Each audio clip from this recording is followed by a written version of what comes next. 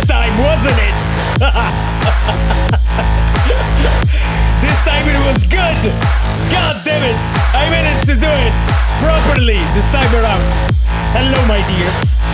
Nice to see you on this wonderful Sunday. I hope everyone is doing well. We had a great weather today in Warsaw, you know, like 20 degrees or something like this. So, you know, finally, you know, it's not snowing and it's not windy, and you can just go out, you know, and you don't need to have, you know, like a winter clothing on you. First time. So, yes. In Gdynia, it's 24. Kamil, holy fuck. Maybe you were like living in Miami, actually. In Wrocław is also very nice, Magda said. I'm glad, you guys. It's awesome, you know, finally the fucking spring has arrived. You know, maybe it's a sign of good things to come. Who knows? Who knows? I'm really glad that you are with us today, my dears. I have a few things I wanted to show you, or talk to you, or talk with you about before we move on to playing the game. Before I went live, I tweeted that I've been playing 295 hours because I checked it. It's like 295 and a bit on this save. So yeah, it's almost 300. I think like to finish the game with all the endings and all the finales, we need like 340. I think. I don't know if we can do it quicker. Maybe. But yeah, I think it's like 330, 340 is probably the mark that we're going to hit. I was actually like, before I started streaming, I was actually estimating that on a stream, it will take me like around 300 hours. So, you know what? I haven't been this off, to be honest. I haven't been this off. Depeche Mode said, I finished the game 6 times. Holy fuck, did you? 6 times? That is a lot, my friend. Philip wrote, hello everyone, I'm ready to be a part of this unhinged chat once again. Oh yes, hello Philip. You know, this is a very civilized chat. Very civilized chat. Witcher 3 next, please, Aman OC wrote. I mean, Aman, we'll see, you know. If we'll finish before Phantom Liberty, then yeah, then why not, you know. Then maybe we could play, actually, some of that, you know, sweet Witcher 3 on the stream, because why not? Civilized, sure. Wing, toperzaste. Yes, well... The Witcher 3 would take you 600 hours, D'Amato wrote. Yeah, I mean, I think I told you guys, like, last time that, like, on my private session, I had, like, close to, like, 500. I think I was 460. I think that was, like, around where I've been when I finished Witcher 3 and both expansions with, like, around a year after release. So, yes. When's the all music stream? Scorpion said. I mean, well, you know, we'll see. You guys are not ready yet, you know. Revolver said, short game, I wouldn't buy it. Yeah, I know. 300 hours is like... I remember, like, at some point there was this tweet from someone trending. I think it was an review of Civilization 6. And I think the review was... from Steam, and a person was saying like it's okay, and then the review was it's okay for Civilization 6, and the judgment, you know, the sign was like thumb down, right? And it was 2,600 something hours, and the review was it's okay and thumb down. So yes, I remember this. I was like, that is pretty rough, you know. Revolver said it's okay, just like Phantom Liberty. Well, we'll see. You know, we'll see, my friend. Also, playing Phantom Liberty, how many hours of play will you get? Well, I mean, together with Phantom Liberty, I don't know. I mean, we cannot talk about future content, but I'm playing Phantom Liberty all the time. And, but, you know, like, it's difficult to say because, like, when you're actually reviewing the content, you know, you're playing slowly, even slower than I play normally. You just, like, pay attention to every smallest thing. You just, like, replay it on all the different paths, right? Like, when you have a conversation with characters, right? And that conversation can go, like, with a few different ways when you are, like, making choices and shit. And that is true for, like, Witcher and for Cyberpunk and for Phantom Liberty. When you're, like, making choices and, you know, like, some things happen in a different cadence, you know, depending on the different paths that you have chosen, then you as a lead or director, you need to, like, go back and sort of, like, replay the whole thing again and be like, okay, if I roleplayed, like, that kind of character, then, you know, the story beats or, like, the emotional beats are spread out in a different way than in linear fashion, than in a different path, sorry. Therefore, you need to move something and so on. So, like, it's always, like, when you're actually, like, when you're reviewing the game, you know, and I'm not talking about reviewing being, like, a reviewer, because I'm not a reviewer being, like, journalist. I'm reviewing the game, meaning, like, I'm playing it and helping out our, like, designers and everyone else, you know, in the studio to, like, see, okay, what are still things that we need to finish, you know? So, yeah. So that is, what are the things that still need to be, like, how'd you say it? You need to put more emphasis on which things are fine, you know? Sometimes, like, designers have, like, questions in regards of, like, you know, like, for instance, they love this one section and they are unsure about this another one, but they want to, like, keep on working both of them, and then the question is, okay, you know, is it good enough or not? You know, what is missing? So all of those are actually calls that you have to do as a reviewer. So it takes a lot of time to just, like, play the game like this, and this is the way I'm playing the game, right? Like, I'm trying every single, like, branch, every single choice, different, like, roleplay options, you can say. So that takes fucking time, you know, my friend. Make it louder. I will make it slightly louder, Camille, because I don't want to scream over the music. Victor Alexander 77 said, my man is cooking right now and I'm here for it. I just hope, Victor, it's gonna be fucking tasty. You know what I mean? You know, at this point, I'm more like standing there with a salt, you know, and spice. And that's more like this, you know?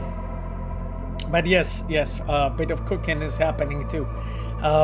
Illusiar, thank you so much, my friend, for the sub. There was someone else that subbed just a moment ago, but the chat was going quickly. And anonymous gifter, Gerd Korpiok, tier 1 sub. Thank you for the anonymous gifter. You are wonderful. PK Rush gifted a sub to Kaf Karapu. Okay, Kaf Karapu. Yes, gifted the sub to Kaf Karapu. Thank you so much, my dears. You're the best. Sorry, I'm already seeing questions in the chat. I will jump to them in a second, I promise. So yes, but I think I've managed to finish the answer I wanted to give you. It just takes time, you know. And naturally, like, normal player does not play like a director plays the game, right? Like, it's just a completely different experience, kinda, you know. There's also shit, like, especially in our games, right? Like, different character builds and, like, different ways to, like, get to your objective and shit. It's always just, you know, yeah, it always takes time. So Luca Z2K, thank you so much, my friend, for a sub. Luca wrote, love your passion for the game and can wait for Phantom Liberty. My friend, I can't wait as well, but holy fuck, you guys cannot be hyped. You know, I was talking about it. You guys need to chill, you know? You need to chill. Game testers are the real MVPs. Yeah, of course. QA just puts so much time to just make sure that everything is like caught and figured out and so on for you. So it's a lot of work. It's a lot of work to like, find all the issues and stuff, especially that some of them are super complicated, So yeah. Detroit Became Human wrote, Pavel, I was really able to see Cyberpunk 2077 through such emotional potential. I don't think I will ever feel in love with any game the way I did with Cyberpunk. Will forever hold a place in my heart, never fade away. Chum for V, Judy, Panam, River, and Kerry. Thank you so much, my friend. Detroit Became Human. I love the fact that you love the game. I hope that when you play Cyberpunk 2077 with Phantom Liberty, it's gonna be higher on that list than a base game. But we talked about it. No hyping, no hinting, nothing, okay? Not adding anything. Yvonne PhD, hello Yvonne. Nice to have you with us. Great that you're here. Stranger 3 says, scenes like the one in Clouds or at the oil fields are one of the most impactful in the game, yet very basic in design compared to so many more complex scenes with multiple NPCs. That's correct, Stranger. Is it more difficult to design strong scene which is basically just static conversation? Oh yeah, my friend. Because like, the thing is that the scene on the oil fields is feeling so impactful because it's being prepared.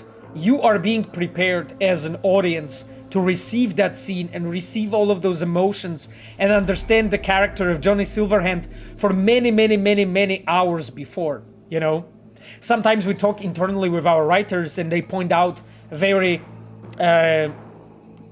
properly, they point out that very often people say, like this movie or that movie had here and there a great scene. The thing is, like, a scene in itself can be good, but often that quality is a derivative value that comes from all the build-up that has happened before it. Everything that has happened before it. And that moment, when the conversation with Johnny Silverhand is being prepared for you, is really, really where the heavy lifting is happening. And again, you still need to have, that main scene written really well and done really well. And, it still needs to be really meaty. And it still needs to have proper accents put together, needs to be written well, needs to have a good story arc,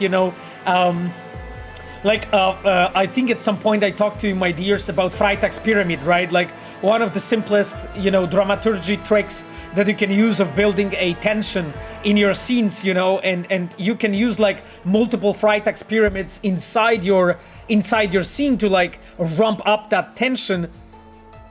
And writing the scenes well is like, and designing them well is like one, I would say, skill. But another one is really preparing you properly as a player to really receive that character, receive that scene in its fullest, And so answering your question, my friend, Stranger 3, it is much more difficult to actually design these like conversations when you have just like static characters standing and talking about something emotionally important for them. Actually, like, designing a scene for multiple characters, it's more complex, it's more expensive because it's more mocap. It's also like much more direction because you need to manage so many more characters, and the reactions, for everything that's happening in the scene. And if player can do multiple things, then multiple characters needs to react. So all that work is always multiplied. But at the end of the day, it's actually easier to make that kind of scene than great one-to-one conversation about something important for a character. So yeah, my friend, just wanted to say this. Hello, Ayano. Thank you so much for being with us here. Ayano, my friends, Ayano is our UI producer in UI team. Ayano's also in a closing squad with me, Monica. Monica is a streamer. You may know about it because I mentioned that a few times already. You can find her in my recommended streamers. Ayana's actually streaming Destiny 2 If you want to check it out, take a look at her stream. We have also Chivok. Chivok's our customer support engineer. Mike, thank you so much for being here.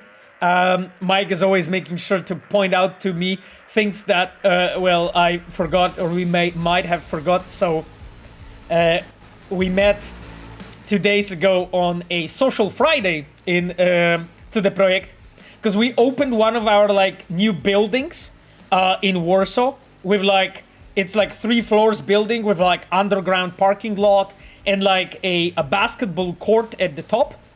And like a lot of sitting spaces and so on. And I met Chivok there. We had like a conversation. And he has again pointed out to me things that I forgot about. So yes, that's why it's great to have a person like him in the team. So thank you, Mike. And outside of those two that I mentioned, I wanted to touch and mention our amazing moderators. Cogito, thank you so much, my friend, for being here with us, as always, and modding for 2 years. It's been a crazy 2 years. Thank you so much, my friend. Yes, hey chums, and my dear girlfriend Sapphire, as always, with us modding. At this time, I think from the car. I hope Sapphire is not modding from the car, but I know that she's driving back home or something at this very moment. So yes. Remember when it was like one building shared with GOG? Krushvit said, yeah, actually, like our campus used to be like one floor. When I started working, it was a ground floor, and then was a part of a floor number 1. And now we have like 3 or 4 floors in that building. We have few other buildings around us, and we have also that completely new building that also is has 3 floors and underground parking lot. So that's pretty fucking big, and that campus looks so good, you know, in comparison to how it looked like. Like, you know, guys, I remember, I think it was 2014. So, I think it was 2004. No, that was earlier. Sorry, that was like 2012. That was 2012. And we had like a promotional event for like streamers, YouTubers, influencers, journalists for Witcher 2 Enhanced Edition. And I remember like journalists, influencers, they arrived like by bus to the company. And I was there with them because like I was one of the people that was like greeting them and whatever, talking to them and so on. There was like few people there. I think if I remember, there was Angry Joe, there was Other Joe, there was Jesse Cox. There was few other people that I remember the faces, but I don't remember the nicknames right now. If I would probably see them online, I would probably it would probably remind me. I think there was Remigiusz Maciaszek as well, so Rock alone. Rock was there as well. There was Royo as well from Polish influencers. I think like some more. Anyway, so I remember like when we like arrived. Yeah, like influencers and journalists, Krushvit. I remember like when we arrived to the office, right? And I walked them through, and that fucking campus looked like, you know, just a postcard from like communist Poland, you know? These like really bad looking gray fucking buildings, right? Like that shit looked like it's just fucking falling apart like literally any moment. Like it looks so bad, right? And I remember like walking them there, and I was talking to them, and I was there like, okay, you know, I hope they will like the place. And then we walked in, and you know, again, we had already like a nice lobby with like this nice front desk with this like gigantic like CDPR red letters in like fucking some stone or something. So it already looked like nice inside, but outside, oh man, it was like postcards from communism. That's literally how it felt. And nowadays, it's so good actually in comparison to how it used to be. Like it's so nicely looking, especially now when actually like part of our campus has been turned into like park, you can say it. Like a lot of like asphalt and concrete was removed. and there are like trees planted outside of that, just like, you know, plants growing and stuff like that. So because of that, when you're just walking there, it feels so much better, looks so much better. You know, shit was repainted so many times, so just looks, it's uncomparable, honestly. So yeah. Anyway, sorry my friends, that was a long question. Guadaluz, thank you my friend so much for the sub, you're the best. Jesus fucking Christ, sorry I skipped some of the questions in the chat, but I'm talking too much. Camille asks how it's past 1.7. I don't know, Camille. But you know what? I know you know, but you shouldn't be asking these questions. Should you be? Anyway, well, you know, someone has to do the honors, right? Someone has to ask those questions. 1.69 when, Krushvit says. Well, you know, we got already to 1.62, so who knows what happens. It's only 7 to go? Yeah, 7? Sorry. Math became like suddenly really difficult. Yes, it's only 7 to go. So, yes. Anyhow. Darth Malik, can you share any behind-the-scenes info about Capture the Castle quest in Blood and Wine? It is very well done. Oh, Capture the Castle. Is it the one when you're attacking the Duntune, Darth Malik? I think so, right? I think I'm right. It's the one. Yeah. Okay. Yes, so that is the quest that was done and designed and implemented by Maciej Duda. Maciej is a senior quest designer in my team. Maciej left for some time. He was in Techland and he came back last month or so. He is in Polaris project. It was a lot of work actually, because like from the very beginning, Maciej had like a very specific design in mind. And actually like Maciej and me, we were together like working a lot on this quest. And that quest is really long. It was so expensive to make, especially like all of the like gameplay scenes, the levels there and so on, and especially the behavior for the vampires, right? Because there you have Regis and Detlef when they're changing into their vampire forms, so the one with a fucking long claws, right? And when they're like shattering all those people. Like, you know, guys, what problem we had? Like, the issue was that it was it was problematic for us because like all of those vampires, they were like defeating the enemies too quick. You know what I mean?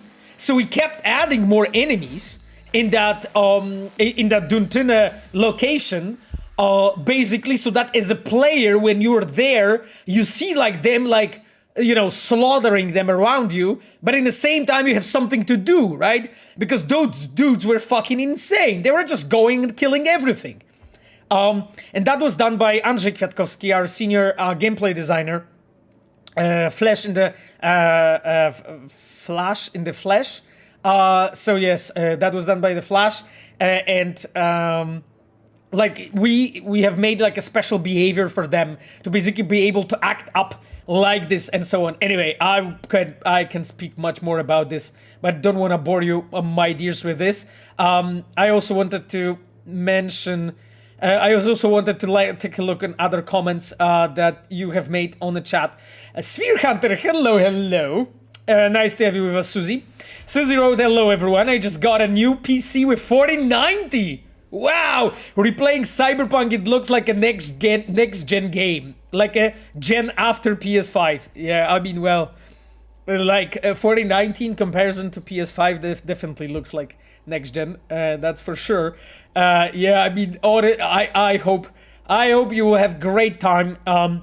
Like, I remember like the tests that we have done in 4090, like with DLSS 3, like the game was just doing like, I don't think that it was ever below like 100, 120, and it was like up till like 140 from 140 to like 100, 120. That was the range of frame rate it was doing. So it not only looks amazing, it just plays really well. I know that Pablo mentioned actually that he has got a 4090 as well, if I'm not mistaken. So we also have Pablo who is enjoying this 4090 goodness.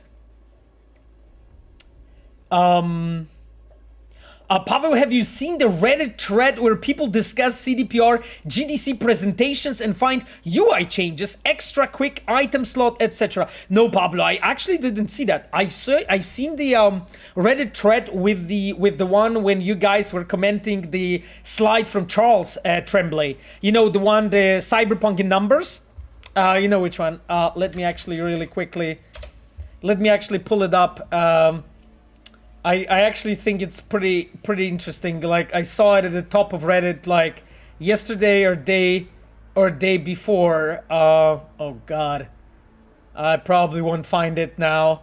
It's just sometimes, you know, when you look at the Reddit, finding something damn really fast is not. Oh wow, someone posted that I'm streaming. Weedmaster, if you're watching, thank you, my friend, for posting about me streaming.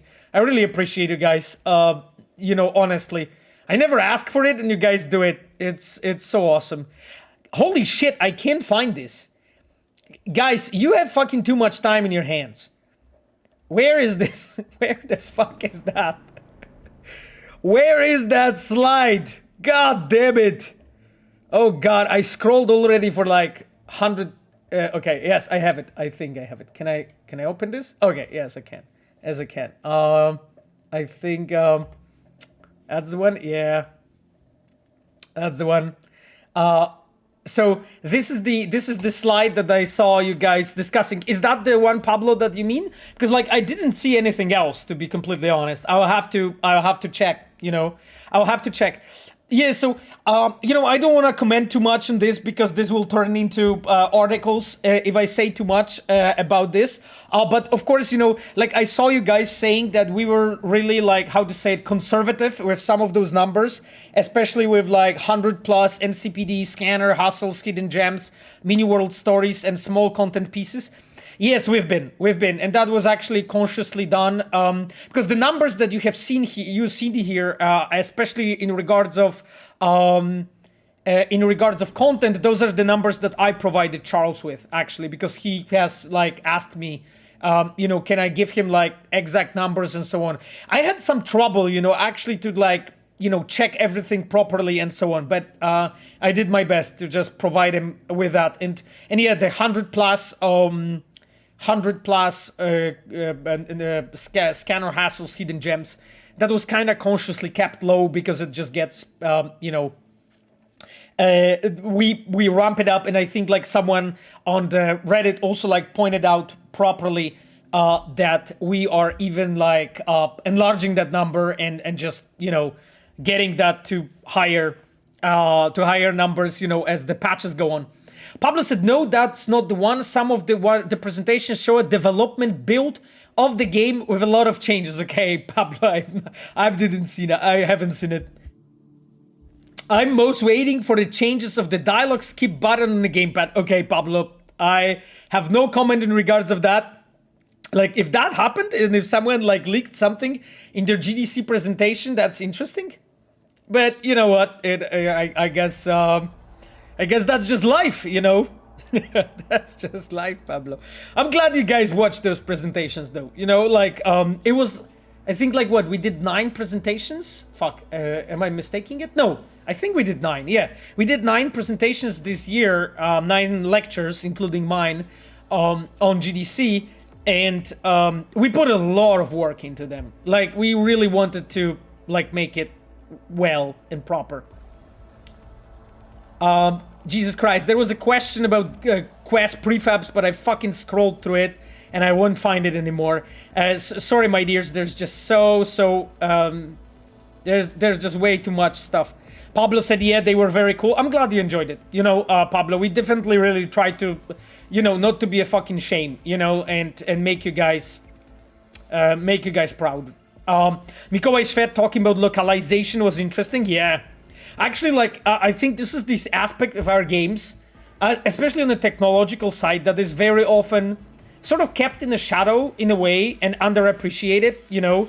And I'm here talking about the fact that, you know, if I'm not wrong, that game is in 18 languages, right? And you have 11 languages that are the that are a fully voice acted with subtitles, and then you have other 7 that are just subtitles that you can play. And you know, this amount of lines and everything is actually scaling properly. And if you play like in Chinese, in German, if you play in Polish, and if you play in English, I would say, what else? What other languages are really? Japanese, Chinese, I think Polish, English are like probably on the opposite sides of the spectrum. If you play all of them, they kind of feel native, you know? And I think it's very, very much underappreciated aspect of our games, you know, that we are doing them in so many languages, and in every language it does sound good, you know? Maybe, you know, it's not maybe that every single language is like in absolute amazing quality, because we always strive to do it. It's difficult to do. But definitely our adaptation team and our like audio code, localization code team, they always try, you know, to make the best shit they can. Jesus Christ. Darth Malik said, I'm playing Two Worlds 2 and it feels super underrated. Are there people who worked on it as CDPR aside from you? Yes, Darth Malik. Yes. Okay, guys, so some of the behind the scenes stories. So the thing is that when I worked in the Two Worlds 2, there was actually a lot of like really experienced devs in Poland that I get to know, because the Reality Pump team that made Two Worlds game, that was a really, really experienced team. They did Polanie. I don't know if some of you are old enough to play Polanie, but they did Polanie 1 and 2. They did the English version of it, which was like Knights and Merchants, of course, you know. They did the, Earth series, so 2140 and 150 and 160, I think, and DLCs for that. It was a really experienced team. And I would get to know them, like, we really, like, gelled well, and the work was going well there. And I got to know, actually, a lot of people in that team. And then later, when I left to the project, a lot of people left Reality Pump, and they joined to the Projekt Red in Kraków. So Kraków team actually is like composed of a lot of the devs who I got to know in Reality Pump, you know. So a lot of stuff has changed, because that's a really old story. That's the story from over 12 years ago that I'm telling you right now. But still, like, there's plenty of people from Reality Pump still in to the project, you know, from that time. Like, for instance, Maciej Duda, you know, the one that you guys were just asking about, who did the attack on Duntine in Blood and Wine, right? Like, I got to meet Maciej in Reality Pump, and that was 15 years ago. That was some time ago already. Holy shit. Yeah, I feel old. I feel fucking old. Krushit said Żebrowski is my silver hand. I mean, I'm glad you like Michał. I'm glad you like him, you know.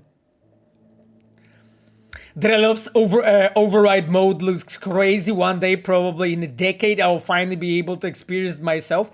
No, I don't think it will be in a decade. I think it's gonna be like, I mean, if you're waiting for consoles to have it, then yeah, it will probably be a bit of time, but I don't think it's a decade, my friend. When it comes to, like, if you're like a PC player, yeah, I think like 2 years, and it will be a standard, my friend. Consoles will be catching up as always. Hello, Ognisty, nice to have you with us. Oh god, no Repine Prince life. I'm so sorry, my friend, I can't fucking read your name. No Repine Prince Life, I think that's your name. Do you follow Ryszard Chojnowski's content? Yeah, I mean, I see like what Ryszard is doing. He's like one of the more experienced devs in Poland. Like he was, as I remember correctly, he is and was for sure, but is, I think, still like doing a lot of localization for games. So he's like, I would say, one of the veterans of the industry. So yes. In that way, I do follow. If you have anything specific in mind, just ask a question, my friend, on the chat. Okay then, my dears, So I'm just checking if there's anything like super burning on the chat right now that I should absolutely answer before I jump into the next thing that I have, because I wanted to show you some other things. Are you interested in lore while playing From Software games? I mean, moderately. Do you understand them just after finishing the game, or do you still watch lore videos on YouTube? Yeah, I fucking watch lore videos, Revolver. I don't think that as a normal player, you can understand what the lore is with just playing the game once. If you play the game multiple times, which I don't do, because I just don't have this much time to play games multiple times. If you play the game multiple times, I think you are able to puzzle it together. I would say so. But because I play once, I don't think so. I don't think I would be able to. So yeah, and that lore is fucking wild. You know what I mean. That lore is fucking wild. So it's also like not the easiest thing to follow, you know. Yes. Drelovs. Okay, what challenge do you want to tackle in the next 5 years in your career? Oh, that's such an amazing question, but the problem is that I don't know if I can tell you.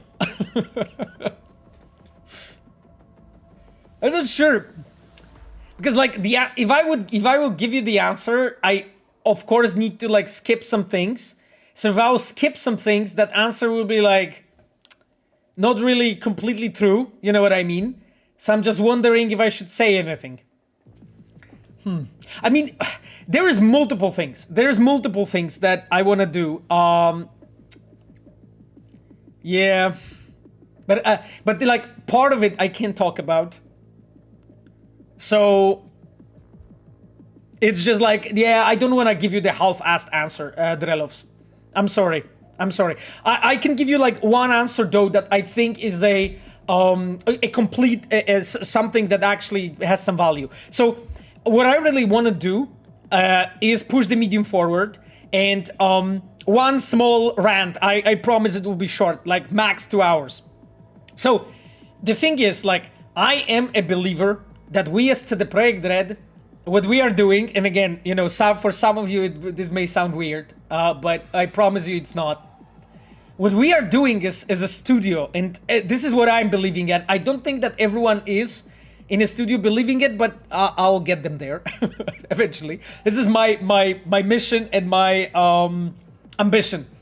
I think that what we are doing a indie games with AAA budget.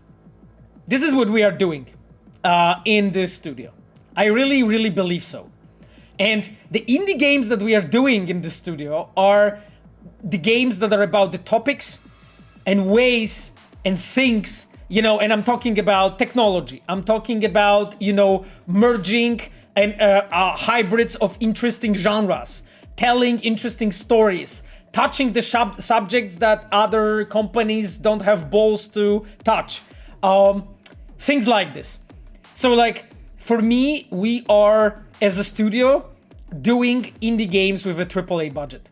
And we are giving you guys a indie game that is as polished as only can be with a AAA budget that we have.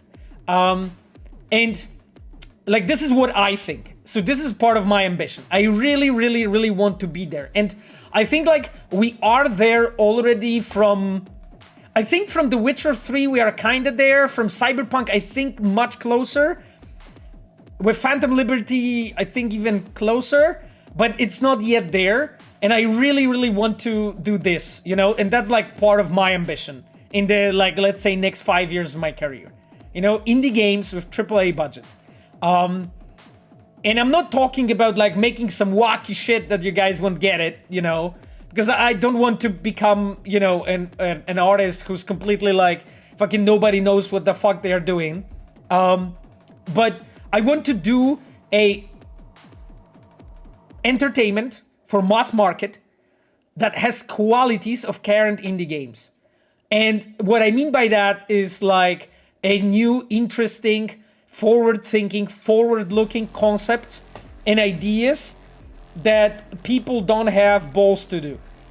And why I'm saying like Cyberpunk did it, because like, for instance, like when we were pushing the first-person perspective storytelling and the new completely different scene system than we had in The Witcher 3, like I was one of the people who was doing and working on those prototypes, right?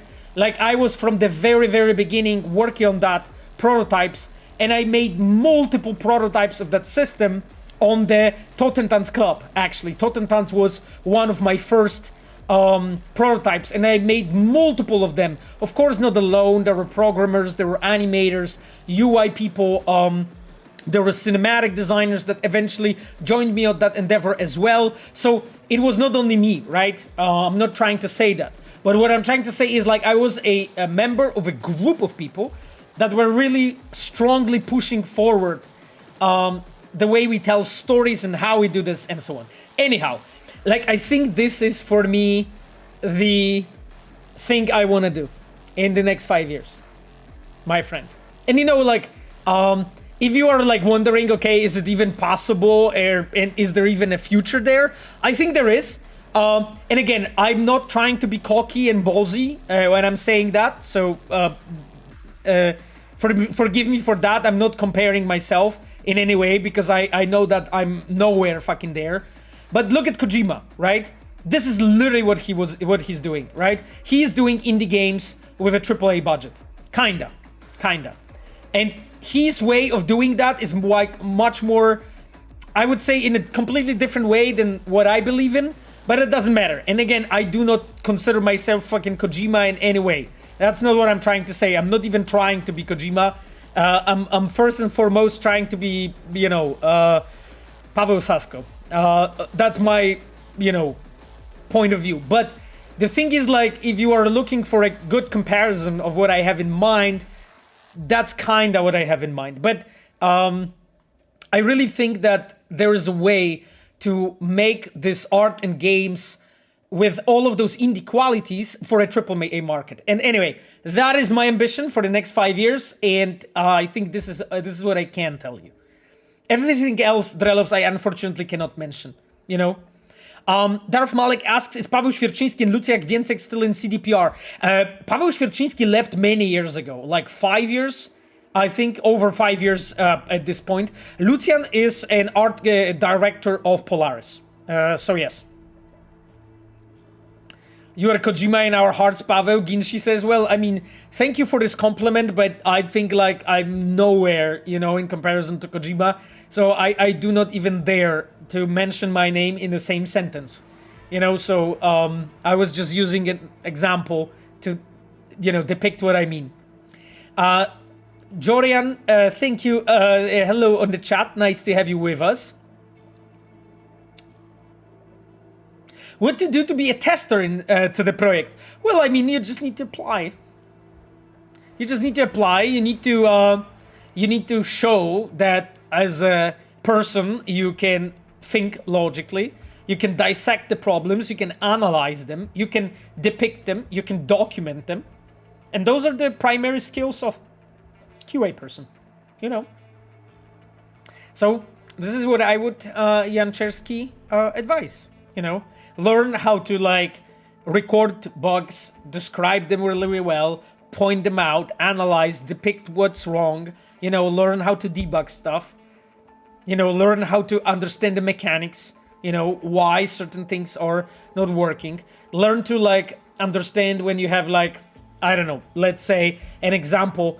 If you have a game like Cyberpunk, when you have like, let's say, scenes in the cars that can be driving in the same time, learn how to dissect when you have an issue in place like this, to recognize what problem is in the scene, what problem is on actual like technology for the cars, what problems are in the assets, what problems are in the systems, and be able to like dissect that and actually like see, you know, all of those layers that come together as this one thing that you're seeing on a screen. I think it's really the best way, my friend, you know. Dragon G33 said, I listened to the podcast from PC Gamer interview. It was interesting what you said there. Oh, thank you, Dragon. I actually didn't listen to it yet. I need to take a look. I seen that it was, I think, published, but yeah, I didn't share it on Twitter yet. I will do it. I will do it definitely. So I would love to. I would love to listen actually what was there because like, yeah, I mean, of course, I took part in that discussion, but yeah, I also tried to like shut up, a bit during this conversation because I was there with Josh Sawyer, with with Mike Laidlaw, with Strix, with Liz, people that I actually really admire, people that I know their work, I follow their work, and in a way, I was sitting by the same table with them and discussing, but I try to not to be too how to say it. I have this tendency, which I know about, and I'm trying not to do it, to be very dominating in discussions.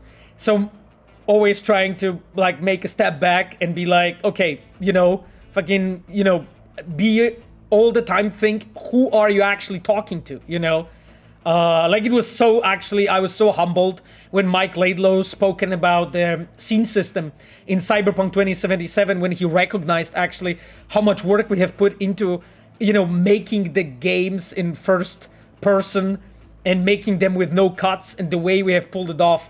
So it was so humbling to hear. So it was amazing to be there and sit with them. Who met Kojima in Cyberpunk 2077? Oh, everyone met him in Cyberpunk 77. I hope everyone did. Yes. Did you get the chance to meet Kojima when he stopped by CDPR? Yes, my friend. Hachikai. I even like tweeted at some point like pictures with Hideo.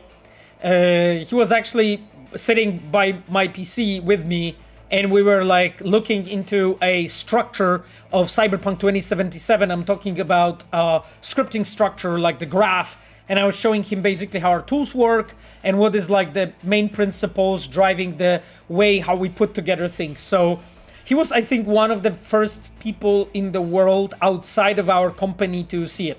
Of course, it was not only him, there was like a few other people with him as well, like his lead programmer, his executive producer, his assistant, because she's always with him. So like a bunch of people, of course, with him, but we were just looking at the structure of Cyberpunk. So it was nice. He was interested, of how it's done and so on. We have also like shown him some stuff like behind the scenes things in regards of like how the game is built, basically, like more technically and so on, before like actually a lot of people really saw the game. Jadunio, hi, finally caught a stream. Who do you reckon is the coolest, most badass character in your games? Jadunio says, oh god, I don't know. Flaming Crotch Man.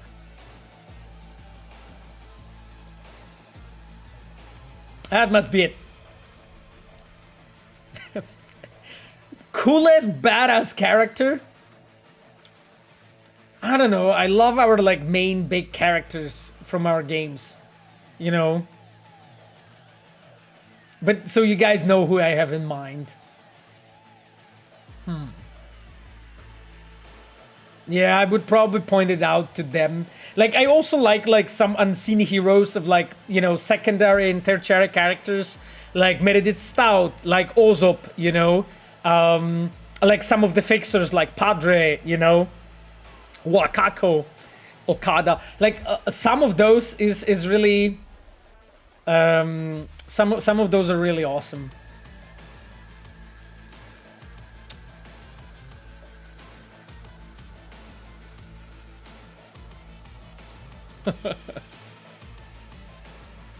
Pavel is not Kojima, he's Kujira, DJ Gdu wrote. Oh god. That is a very, very good joke, DJ Gdu. That is a very good joke, my friend. Really, really nice. Really nice. Really nice, thank you. I hope I'm not the whale, though. I hope I'm not the whale.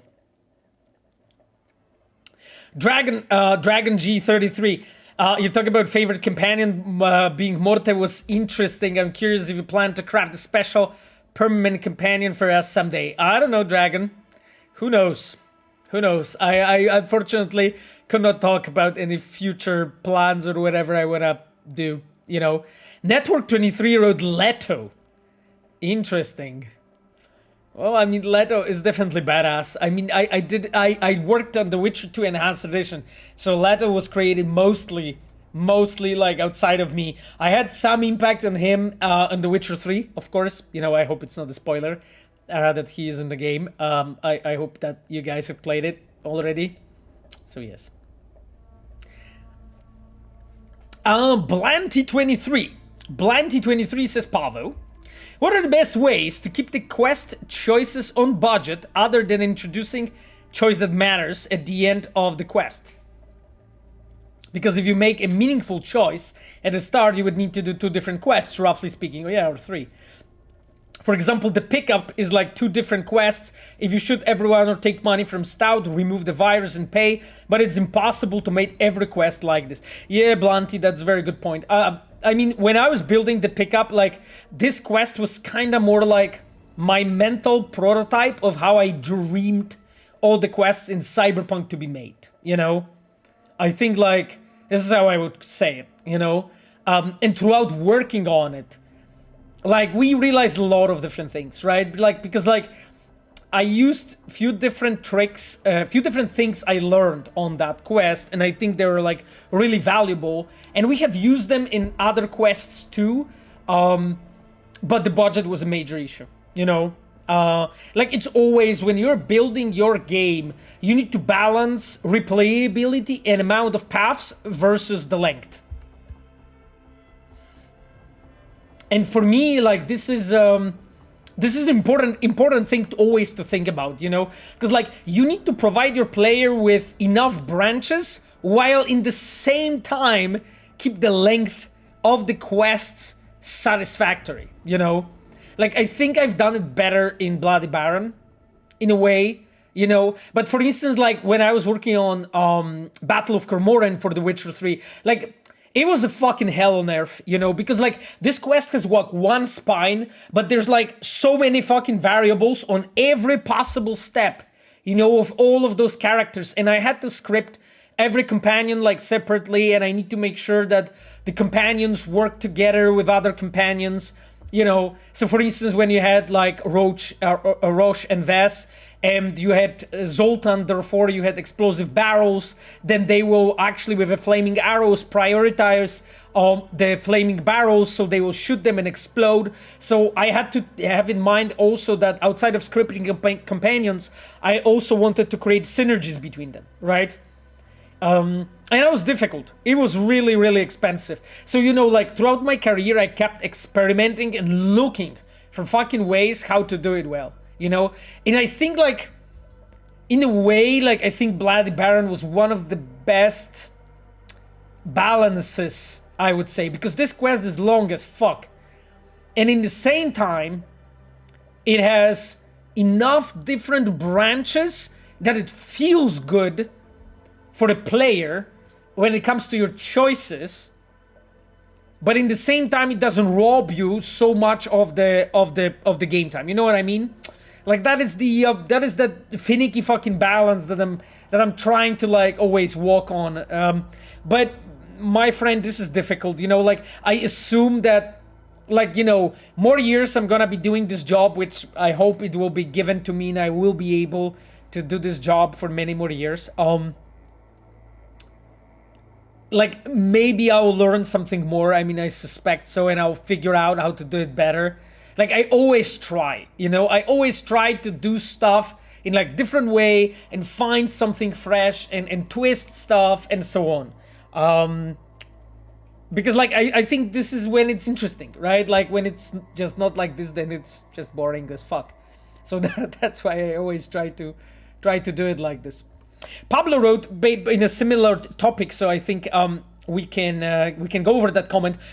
Pavel, your quest to pick up is a great job, but it seems to me that it's unfortunately an exception. Yeah, more or less.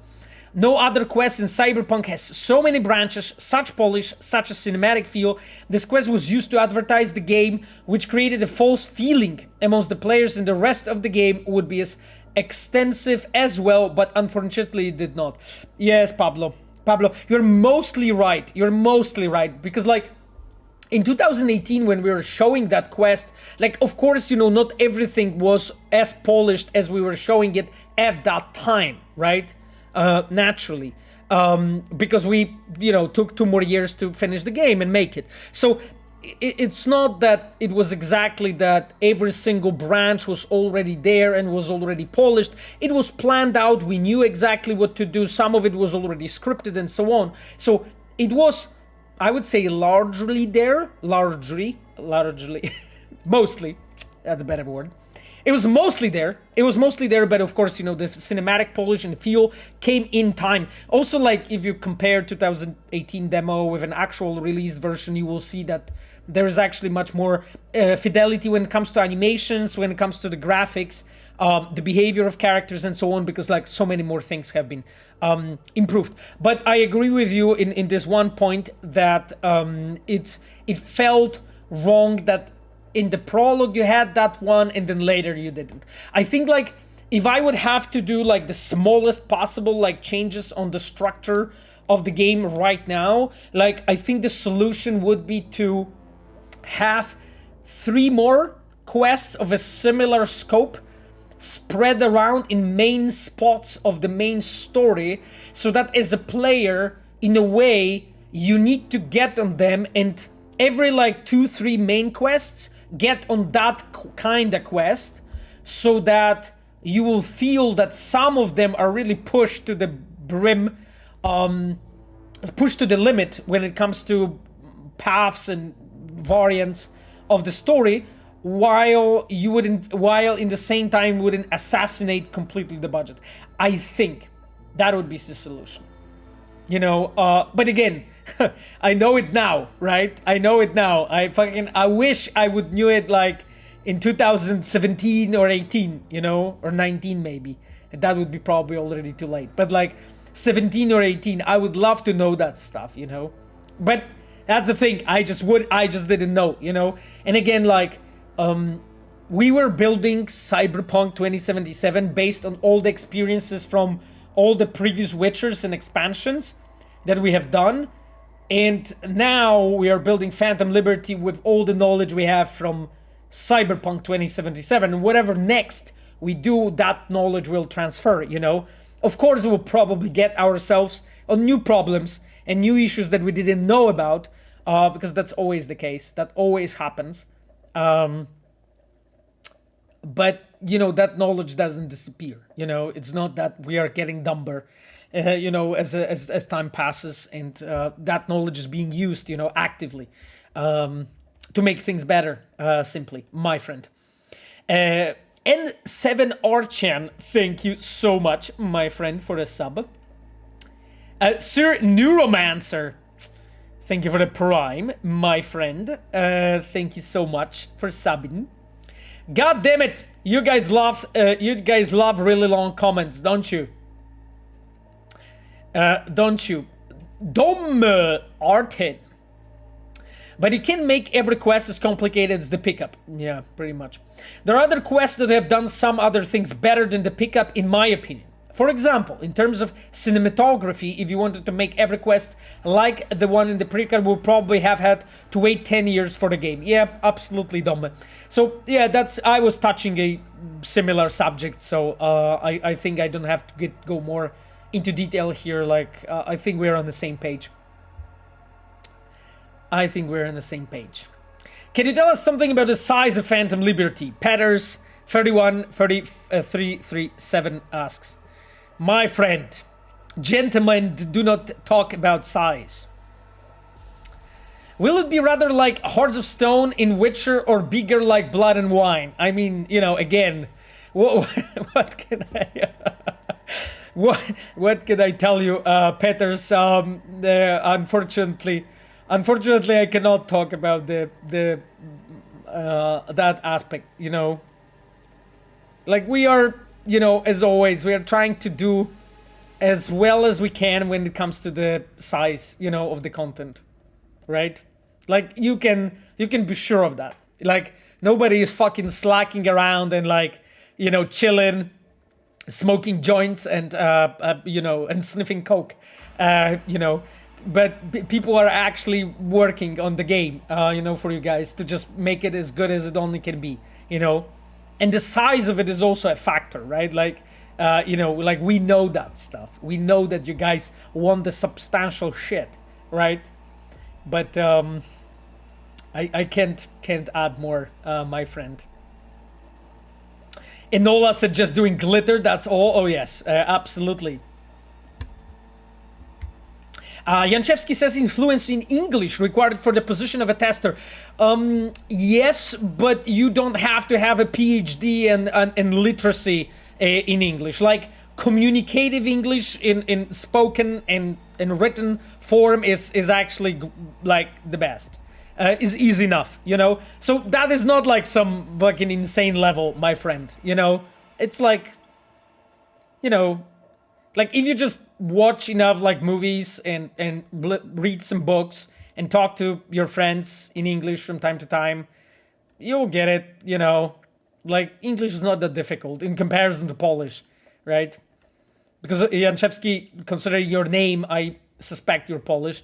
So you're speaking one of the hardest languages on the planet, my friend. Together with like 3 or 4 other languages, like so, like you have a good base. English is not that difficult, my friend. Family-friendly stream sponsored by Melvgard. Nehudan wrote, I don't know what you mean. I don't know what you mean. I have no sponsors whatsoever on the stream. My poor ass has nothing to do with this. Yes. Legion Grey wrote, Phantom Liberty will be girthy. Thankfully, my English doesn't allow me to understand what you meant. Leon Grey. Dietrich became human. Paolo, you brought up The Last of Us Part 2 as one of your streams, and knowing it was supposed to be open world. Yeah, I mentioned that. Do you feel that some game developers can't handle the open world concept? Well, I mean, you know what? It's my friend. I think it's the same as any other like more complex concept of a game that requires knowledge. Like if we would go in as to the project and start building, Civilization 7 or The Sims 5 or what else? Next Hitman game or I don't know, maybe Sugar Daddy. Or however that game is called, like we wouldn't probably do a good job, on that, because like every single game requires its own skill set, right? And again, you can do it, right? You can train. Like a great example is Guerrilla when they switched from Killzone to I forgot the name. Horizon. When they switched from Killzone to Horizon, you can see that they were able to pull out a game that was a decent quality, that looked well, that played pretty well, that was quite competently done. Sure, it took them 7 years, I think, or something like that, from the last Killzone. If I'm not mistaken, I think the production time was 7 years of that game, because they had to build the team, build the toolset, understand a lot of things, and so on. So it is doable.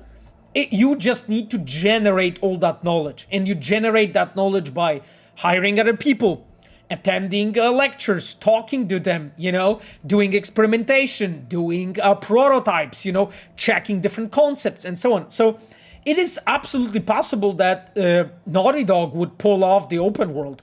I'm pretty sure they would. Like, this is one of the best game development studios, Kennel, as they call themselves.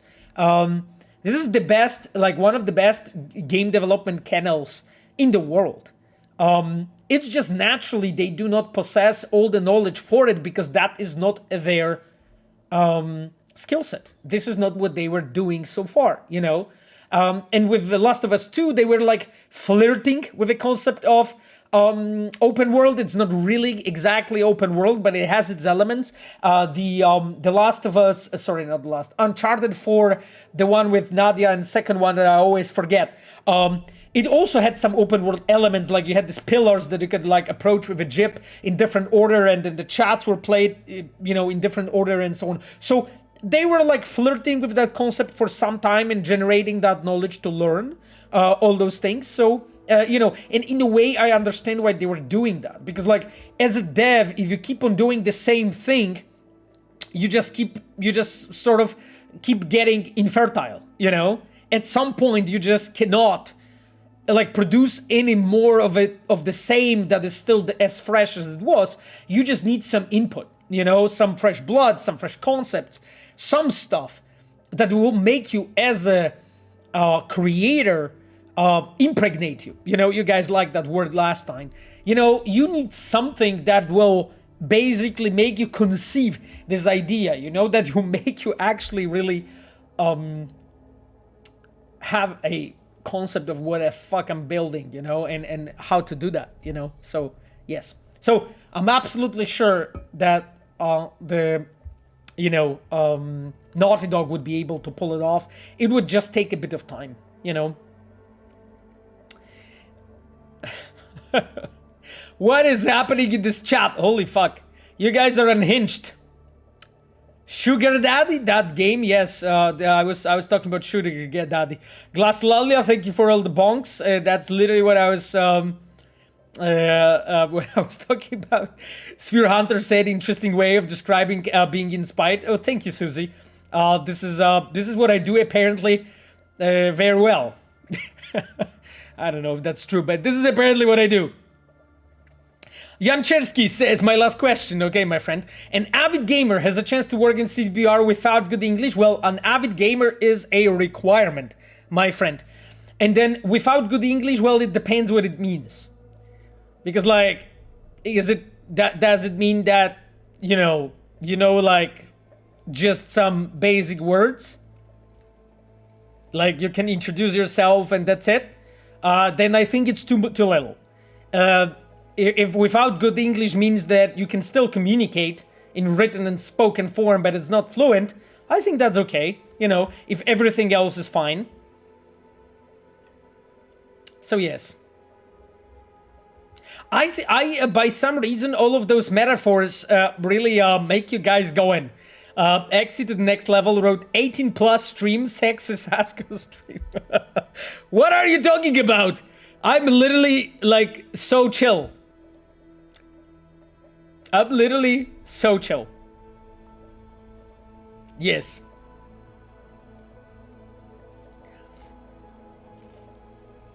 Can we work at CDPR without good polish? Of course. Of course. You can work without good polish. Like, we have 43 nationalities in the company. Do you think, like, people from, like, Philippines and Canada and France and Saudi Arabia, they all speak Polish? I don't think so. Last time I checked. But you know what? I mean, we always keep joking. You know, when, like, our foreigners in the company, when they, like, learn, like, one or two new, you know, Polish words, and they like tell us, you know, what they learned. So yeah, we always joke, you know, that at this point they already can speak.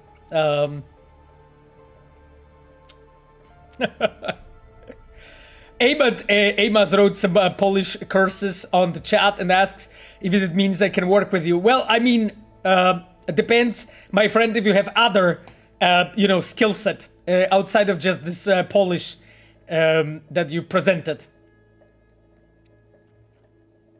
I would actually learn Polish. I remember CDPR offered courses. Yeah, actually we do. And there's plenty of foreigners that actually do use those courses. So we have, like, I think courses in both English and Polish. I mean, I know that we have language courses in Polish and in English.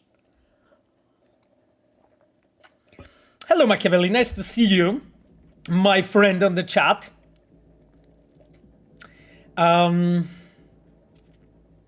Yuri7206 said Phantom Liberty could have a Nomad, Street Kid, and Corpo start like game, but based on their ending on the save. Interesting idea, Yuri. I'm not going to say anything more, but thank you for your comment, my friend. Ray X Diabolo asks, hey, I was wondering if you guys have internships at CDPR. Yes, my friend, we've been actually talking about internships, writing about it on all our social media, from like fucking TikTok to Twitter to LinkedIn. Like, follow any of our accounts on any of the social media and you will know. Facebook, anything. We regularly post about summer internships. I think the recruitment ended like last week, literally. Ray Diabolo. Just check it out. Just check it out on social media, my friend, and you will find it. Summer internship. This is how it's called. Okay? And you can check it out. And basically, like, depending on what moment we are in the project, different people we are looking for, recruiting for the internships. So don't get discouraged if this year something that you're looking forward to haven't been available, you know? Because maybe it has been available last year, or maybe it will be available next year, you know? Oh, God. Brisims 1990. Brizioism. Okay. Holy fuck. Brizioism 1990. Will he be able to play Phantom Liberty even after finishing the base game, or will he have to start a new game and the expansion will start at a specific point? My friend, as you probably know, I cannot talk to you about any future content, my friend.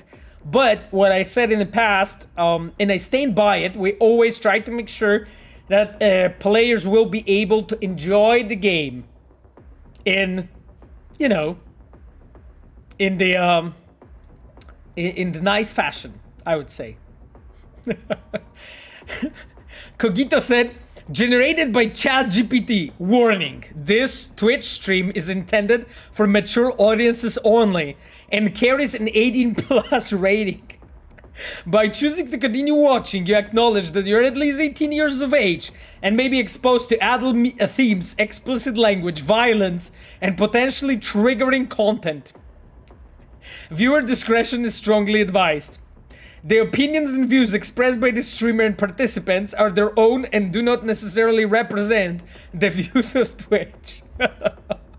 Jesus Christ, okay. ChatGPT throwing me under the bus. Seriously.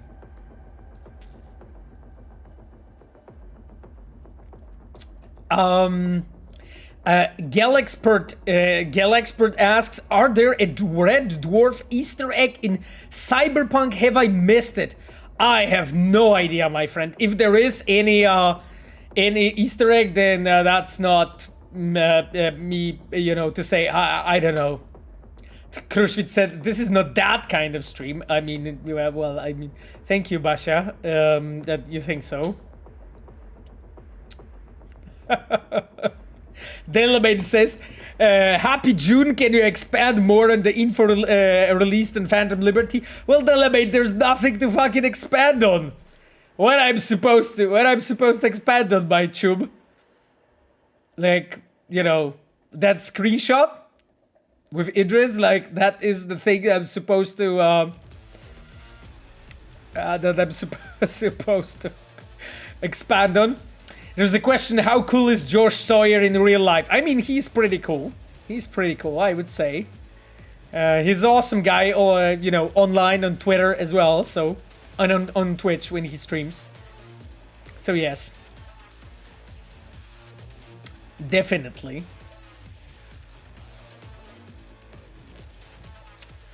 Mikey says, Cody, left Cyberpunk waiting for the Phantom Liberty. Will it be like The Witcher's DLC?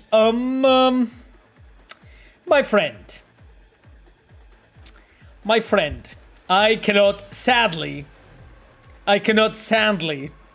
speak about any future content about Phantom Liberty, my friend. You know, it will be okay. I think it will be an okay expansion. You know, that's the plan. This is the way he wrote. Remove shirt. This is 18+ stream. Oh, Jesus Christ. I don't want to get banned for, you know, improper attire. Darth Malik asks, who would you say were your biggest mentors of quest design? Holy shit, like, I mean, to be honest, like, I think the biggest mentors on that front, they were like Marcin Blaha, so our story director, and then, the two Tomaszkiewicz brothers, so like Konrad Tomaszkiewicz, the game director of Witcher 3, and then he was like on the role of a second game director in Cyberpunk. So I think Konrad Tomaszkiewicz, and second person was Mateusz Tomaszkiewicz. Honestly, he was at the time a lead quest designer on The Witcher 3. Then he went to Gwent when I became a lead of the team, and then when he was a director on Cyberpunk, because he joined like in the middle of production, he became a director, and I worked with Mati for 2 years again. So I think it was Mateusz Tomaszkiewicz and Konrad Tomaszkiewicz, honestly, and Marcin Blaha. I think those were like the biggest mentors really that I had. I spent the most time discussing quest design with them, but there were also like, but I have to say that I learned equally a lot, not only from the people who are like, you can say my mentors in a way, because I don't think I ever had someone who was like regularly a mentor that I can really call a mentor. Like maybe Mateusz Tomaszkiewicz at some point was in that role for a bit.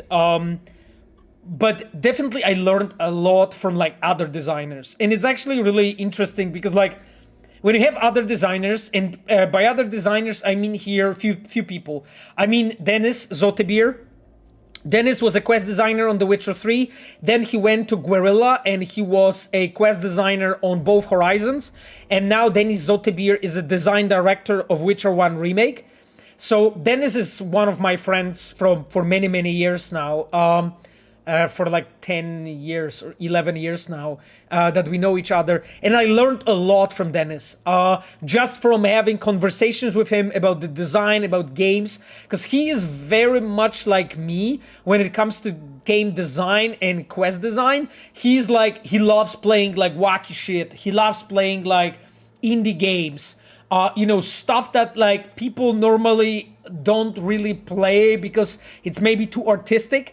So he loves playing that stuff. He loves like dissecting it and analyzing. So we spent quite a lot of time like just meeting at the evenings, or like just in work, hanging out with food, when we were just working, going for food together, talking about quest design, going back, working more, sitting at the evenings, discussing still stuff about work. That was always what I really enjoyed. And another person from that group would be Philip Weber. Philip Weber was a senior quest designer on Cyberpunk, then a coordinator on Cyberpunk, then one of my acting leads on quest design. And then now Philip is a narrative director on Polaris, so new Witcher project. Philip is a great designer, in my opinion. And I learned as well, like a lot from him, just from conversations with him. And another person that I would point out, probably the last one that had like the biggest impact on me, that's Danish Markiewicz. Danish is an expert quest designer on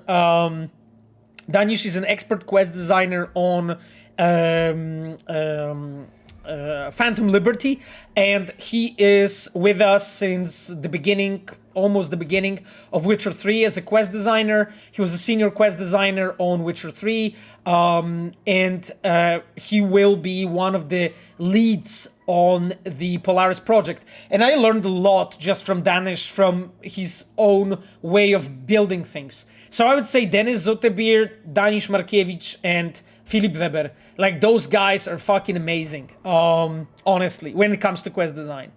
Really, really, really clever. Like, there are a few other people that are also amazing, but I learned slightly less from them just because I had less opportunities, like Błażej Augustynek, for instance, like Błażej Augustynek, like Sarah Grimmer. Those are like people that I spend a lot of time discussing those things, but maybe learned slightly less because those conversations had slightly different context. They were more about managerial work and so on. Oh, hello, we have Stealth Spell on the chat. Hello, Despina. Nice to have you with us. As you see, my dears, Despina has a diamond icon on the chat because she's a member of a red team. Despina is one of the quest designers working on the Polaris project. Right now, for you, Despina was also for part of the time working on Phantom Liberty. Yes, exactly.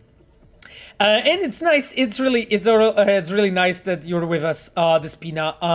And Despina mentioned that Philip was also her mentor. So here you go. Yeah, it's always like this is like pretty much a normal thing in my departments that people who join, they slowly like gain, in ranks. They go from junior to specialist, and then they reach like middle level, high level specialist. Then they became slowly mentors for other people, and they start learning. And through that, they become seniors, and then they become experts, and then they basically are like full-fledged mentors for basically new people that are coming in, and teaching them our ways. And I really love that because like.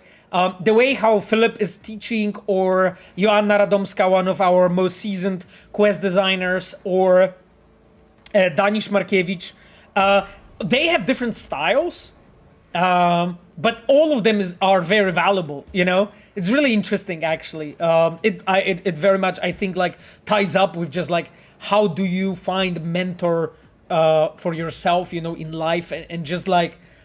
Have someone with whom you can actually have that relationship. It's very, very useful, to actually have a person like this.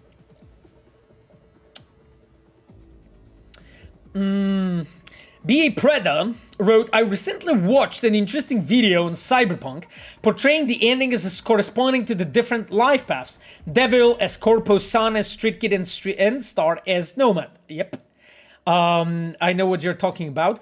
Is this how you guys thought about the endings as devs? Yes. And if so, how does the Temperance ending fit in? B. Preda, so the answer is we were trying to provide you as a player with a variety of endings that would fit to your role-playing ideas. And we thought that naturally, that as a player, if you are sticking from the very beginning to your life path, let's say, and your character and the way you thought about your character, we need to provide you with a way to play like this in the game and also be able to finish the game like this. So that's one way to think about this, and this is one reason. Second reason is we thought about that endings, and we thought about the fact that we need to allow you to switch and be able to recognize that, okay, I do not want to play like this, or maybe have a different character in mind who actually at some point eventually goes through that process of change and they become, like, I don't know, start a corpo and finish as a nomad. So that was another one. Now, the Temperance ending is a specific case because we felt that with all of those paths that I just explained to you, there's one that we felt is missing, and the Temperance one was the one that we felt was missing, and that is the reason why it was built like this. 8-bit Amethyst wrote, I appreciated that, it felt very organic. That was the intention. I'm glad you thought so, my friend, so that's awesome. Does everyone who enters CDPR design starts as junior? No. Occupational hazard, not at all. Like recently, we have hired Reed Liu. Reed was a senior quest designer on a bunch of Assassin's Creed games, and then he worked on Genshin Impact. He has around 10 years of experience in quest design. Reed is from China, and Reed has joined our team as high-level specialist already. So that is one example.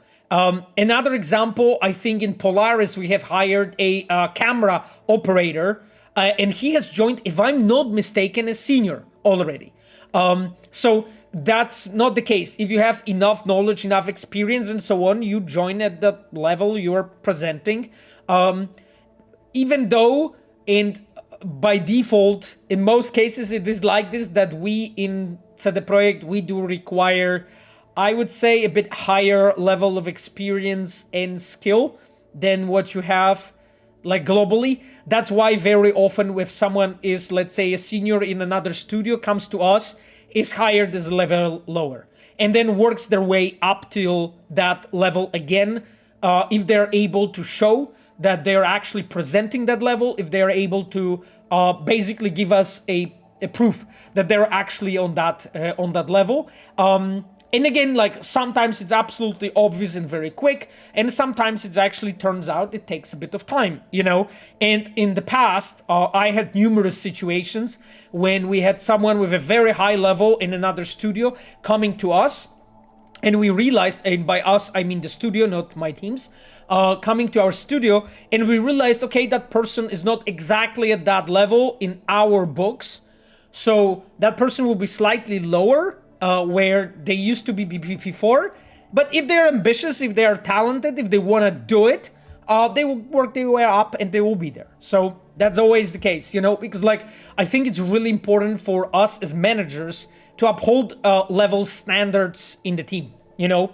So like it is my responsibility to make sure that, let's say, all my seniors, all my experts, all my leads, all my coordinators are presenting similar level of skill. And again, this is incredibly difficult to do, especially in a big team. My team is already over 60 people now. If I count everyone, you know, if I count absolutely everyone that I used to have, that right now is in Polaris, it will be over 60 people. So the thing is, like, because this team is so large, it's really difficult to make sure that everyone, you know, is in a comparable level and so on. But at least there are some, I would say, pillars that are absolutely not up to discussion. You need to at some point, and that especially applies to any managerial levels, and especially to any like higher levels of skill, so senior and expert and principal, those are absolutely like a key, you know, to have that level there. And, you know, some people takes quicker, you know, to get there. You know, some people, for instance, are actually really interesting topic. Because quest designers and open world designers, those two, because cinematic designers have slightly different path, but quest designers, open world designers, they have this thing that they have to have a very good like technical knowledge and narrative knowledge to be able to write and design those quests, and at the same time implement them and script them and pull it off and then direct them, you know, to make sure that actually at the end is like this. And when you are actually working with the designers, you will realize that they lack in some areas, not all of them, and it's very asymmetrical, you know. Some people are actually on the level of almost savants when it comes to technology or design, you know. Some of them will be so incredibly good on this one thing, you know, but it will be much weaker on another. And then, you know, they need to work their way up so they present at least the level that is absolutely required, you know, for a certain level, then to get promoted to those higher levels of skill. Anyway, sorry, my dears, I started talking about all those managerial things. It was a long topic. Ferun wrote, hello, I just bought 2 Cyberpunk comic books this week. They're so cool to read. Oh, that's awesome. Actually, like Ferun, I read the one about the trauma. I love the trauma team one. And I didn't read others because Sapphire pointed out to me that there is a hardcover comic book coming by Dark Horse. And I bought like I think it's called Omnibus. I think that's the term. So I bought it like with all the issues, you know, inside. So I'm just waiting. I think it's like in October or something. So it fucking will take ages. But I like at the moment when they announced it, I bought it on the spot. I like bought it on the spot when I like heard that, you know, when they are doing it. Sphere Hunter said, let me speak to your manager. Oh, yes, absolutely. And then the icon of Angry Cavill. Yes, let me talk to your manager. Naxivuno Naxivuno says, a few weeks ago, I applied to CDPR on concept art team. Awesome. Good luck, my friend. But right now, I didn't have enough skill. But one day I get to you guys. Awesome. Could you name some red devs from environment concept art team who could willing to give some advices if I text them? Well, I mean, there's lots of people that you can actually take a look at. If you are looking into environmental concept art team, I would advise you to check 2 people. I would start from those 2. And one is Alicja Użarowska. I think you will find her on Twitter, you will find her on Tumblr and on ArtStation. Alicja Użarowska is one person. Another person would be Marta Lady. Because the environmental concept art is a bit more specific thing. But I would go those 2. Definitely. There are people that are also like amazing, like Marcin Tomalak, for instance. You could try him. You know, there is a guy, Waldek Kamiński, super experienced guy. I think he has done every type of concept art that fucking exists. And another concept artist, oh god, I forgot her surname. I seriously forgot her surname. Let me look her up really quickly for you. Her name is Monica, but I forgot her surname. Oh, I forgot her surname. Just it literally black out of my memory right now. I just remembered Monika Zawistowska. Before I started, at the moment when I typed her name, I already knew her surname. That I forgot. Monika Zawistowska, yes. Monika is actually one of the most seasoned devs in the project. I think she's with us like 13, 14 years, because I think Monika started like 2 years before me. Something like this. So she's like one of the most seasoned devs. Monika Zawistowska. Yes, Alicja Użarowska, Kamil, that's one person. Marcin Tomalak, Waldemar Kamiński, yeah. Monika Zawistowska, exactly. Those are the name. Monika Kunicka is another one. Yes, but Monika is doing 3D stuff, Excalier. So it's a different thing. She's not a concept artist. I think she used to be at the very beginning of her career. But Monika is a like a modeler. She does meshes, you know, not the concept art. So yes. Pablo said the comic Your Voice, oh I know which one, is great because it expands the story from the base game and has an interesting connection to the game. I'm glad Pablo you like it. I think Your Voice was the one that was I even remember the cover, but where it was it like a pre-order bonus or something? I forgot. Like I remember I think it was in pre-orders, the Your Voice. I believe so. Club Atlas, yes, exactly.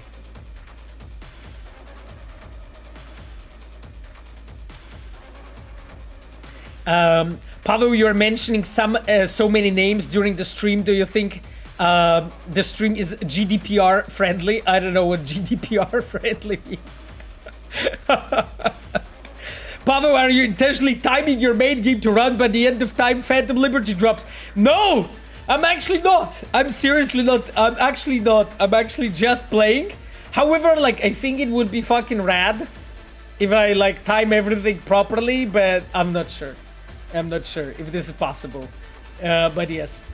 GDPR Rodo. Oh, yeah. Yeah, whatever. You can, like, if you would, like, do really good research, you would find those names too, so... besides, like, you know, if credits are not Rodo, then I can give credit to people.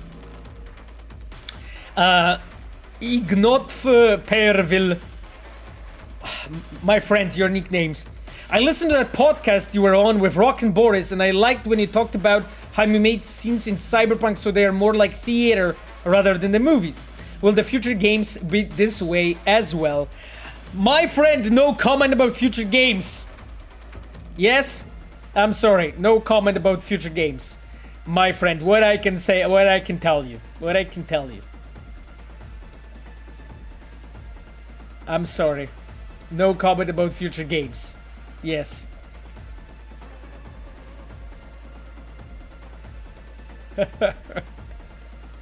Kissing Dogs asked how the foreign members with the Polish surnames, do they even attempt to learn them?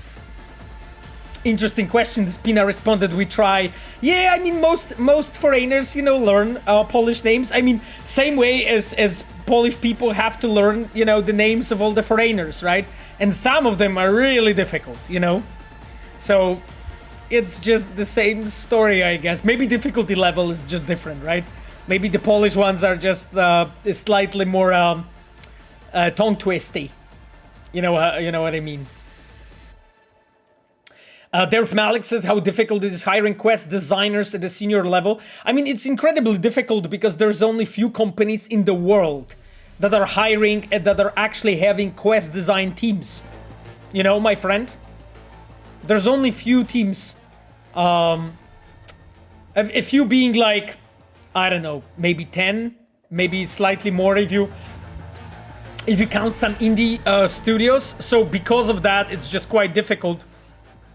And then on top of that, my friend, what's important is the fact that, we are trying to find people who are, building the games and stories and so on in the way we are building them, right? So that is not so simple, This is the way I wrote at Gwent in Cyberpunk. Oh, right. Right. right.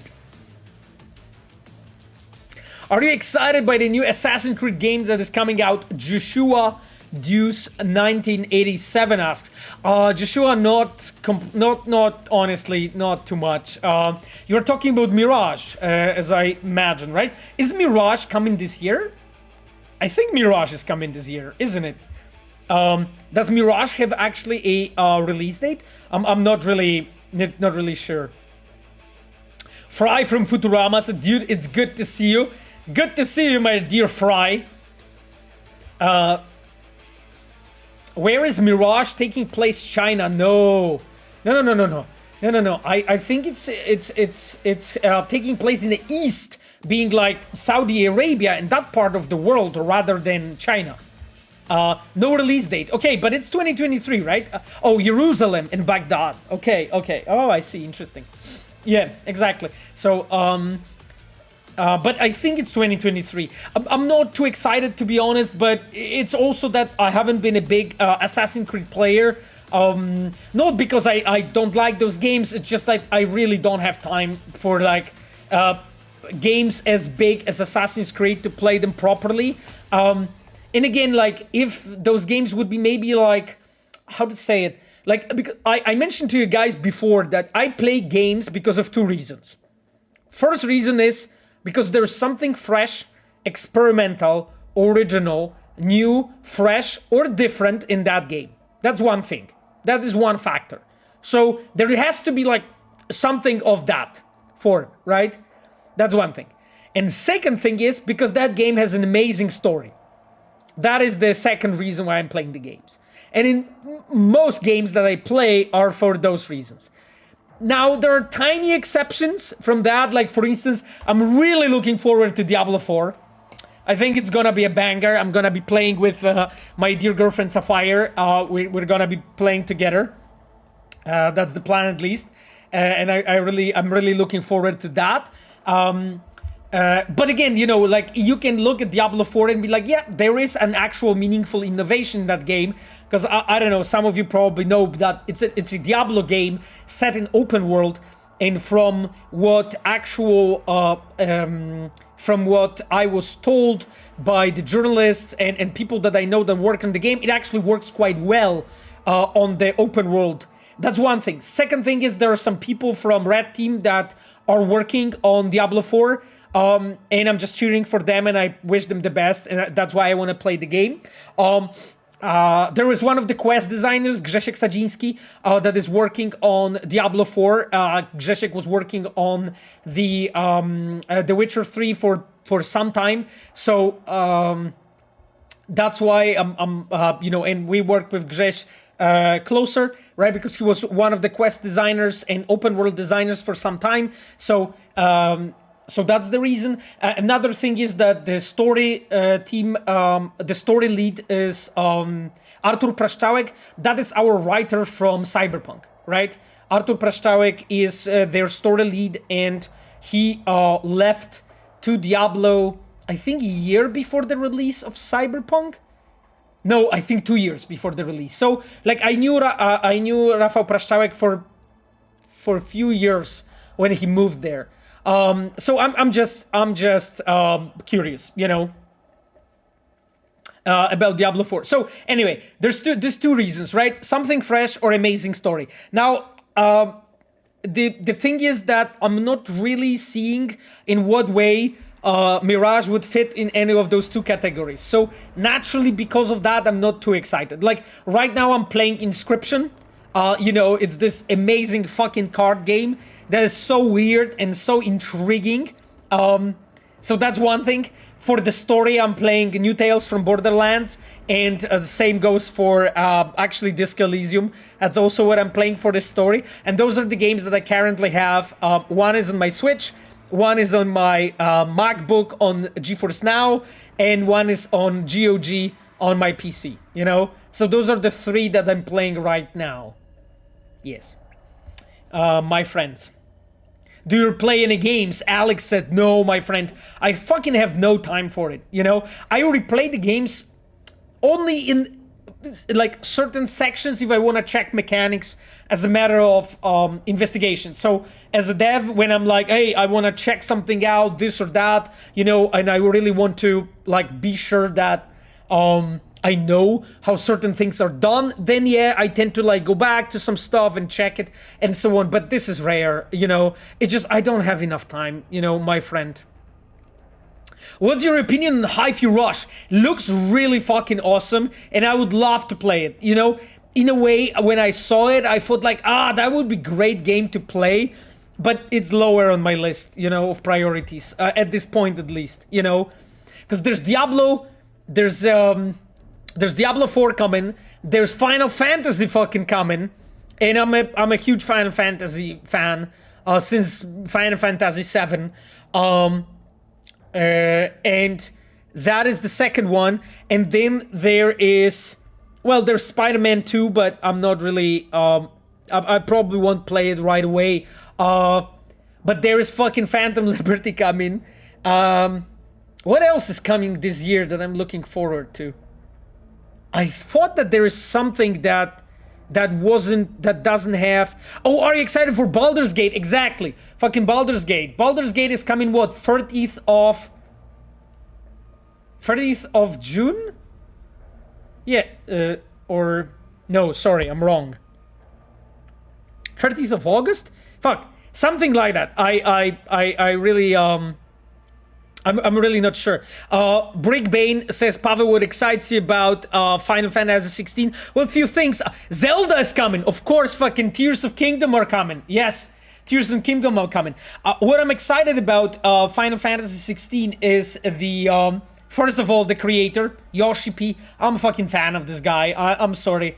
I cannot, you know, not play the game he made. So that's one thing. Yoshi P, that's what is making me excited.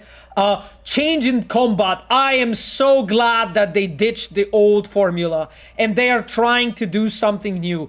And this is for me that falls into category of meaningful innovation. So something new, different that IP didn't do. And I just want to see how it works out.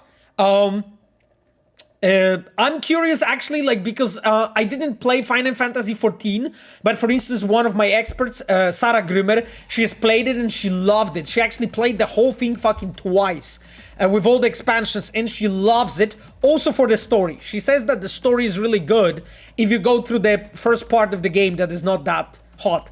But she really likes it. And if Sarah says this is solid, I trust her.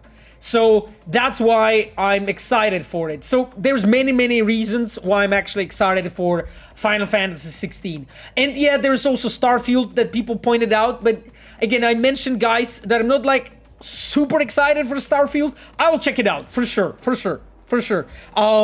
I want to see how it will play out, you know, I wish Bethesda team the best, honestly, because like I know some people there, and I know this is a great team, and I know that they're doing fucking their best, you know, to pull off an awesome game. So I cheer for them, you know. I hope game is gonna be solid, you know.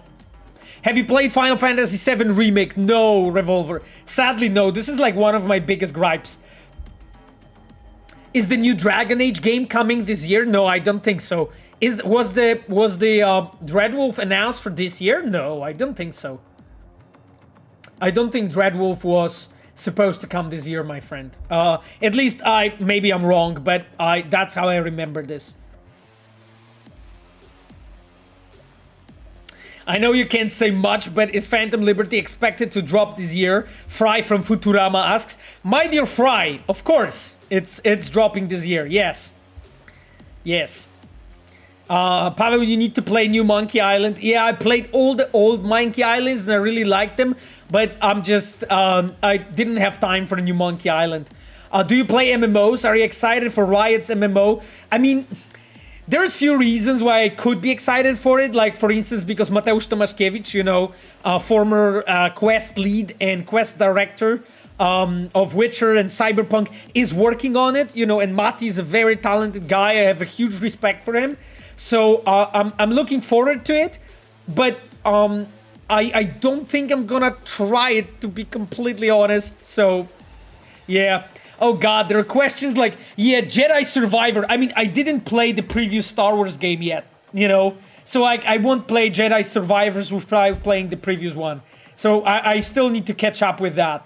Elden Ring DLC. So the thing is, I'm waiting for the DLC to drop before I play Elden Ring. Because I only had a bit of time with the game, not enough to have any comprehensive opinion. I watched fucking lots of hours of playthrough. I talked to a lot of people. I talked to journalists about it. I talked to devs about it, but I didn't have enough time on my hands with Elden Ring, and it's a pity. But after they announced the DLC, I'm just really looking forward to just play it together with it. Armored Core 6. I mean, honestly, I have no idea what the fucking Armored Core is gonna be, you know? Because we know it's not a Soullike, right? We know it's not a Soullike game anymore. So it's like, you know, I'm glad the From is doing something different, and I think they badly need it. They badly need some refreshment, and I'm glad that Miyazaki's going this direction. I think this is very wise. I think this is very wise on the managerial level to like do this. I'm just really curious, like, what the game actually is, you know. I already see Pavel Sasko Elden Ring death count 2.3 million in the mix set. Oh, my friend, I die so much in the Soullike games. I actually really like Soullike games. I played all of them. I actually played all of them. I didn't finish all of them, though. I didn't finish all of them. Like the Sekiro was... I loved Sekiro so much, but it was kicking my ass so hard. Like, holy fuck, Sekiro was difficult. Jesus Christ. Machiavelli said, I will leave soon as Pavel answers my question. I mean, Machiavelli, I didn't see your question. Sorry, my friend, because like when I'm focused on answering, it sometimes slips. I see it. V has couple months to live in the game. Oh, our favorite topic. But if Phantom Liberty is taking place before meeting Hanako, is there strong reason for V to sidetrack from his main quest? Because if I had couple months to live, I wouldn't involve events in Phantom Liberty, because V racing against the time. Also something when I do gigs, I feel like V's wasting her time or his time instead of finding cure. I hope you understand what I mean. I understand completely, Machiavelli, and we thought about this. But the thing is, like, if I will add anything more, I'll add anything more to the answer to this question, I will have to, you know, spoil shit. So we thought, of course, about this problem, Machiavelli, so yes. That is as much as I can say. Because, like, that is obviously like a big design problem, I would say, to solve. You know, a problem that we have sort of, you know, created, you know. We have, like, created that whip for our own ass, you know. Yeah, you know, like as Polish people say, ukręciliśmy bicz na własną dupę. It's just you know, a small beat for a Polish speakers. Yes, Polish idioms. Yes, Polish idioms are the best. Paweł has such words with. Paweł has such a way with words through poetry. Thank you, Stealth Spell. It really, I really appreciate it. By the way, for those who don't know, Despina was actually studying English, so yes, she knows what she's talking about. She knows what she's talking about.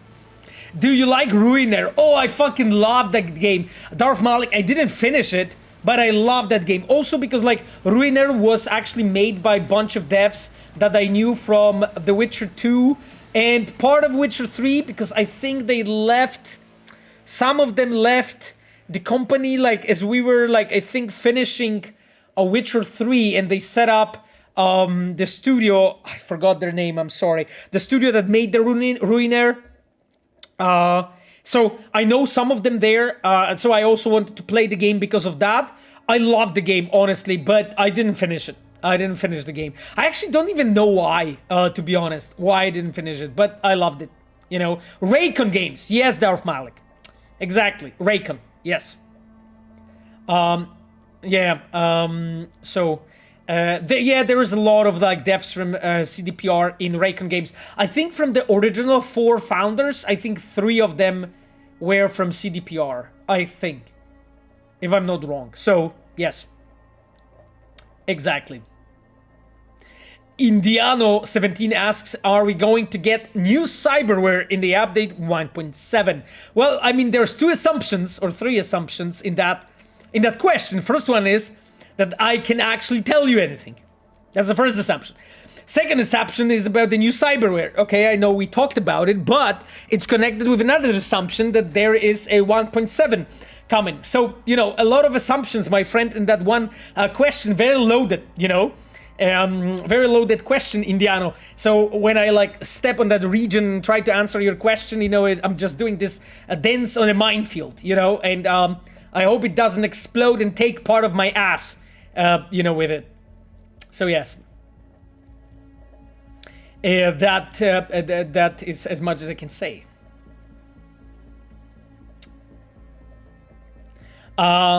Paris Squad said, couldn't you just delete 2 weeks to live line after prologue?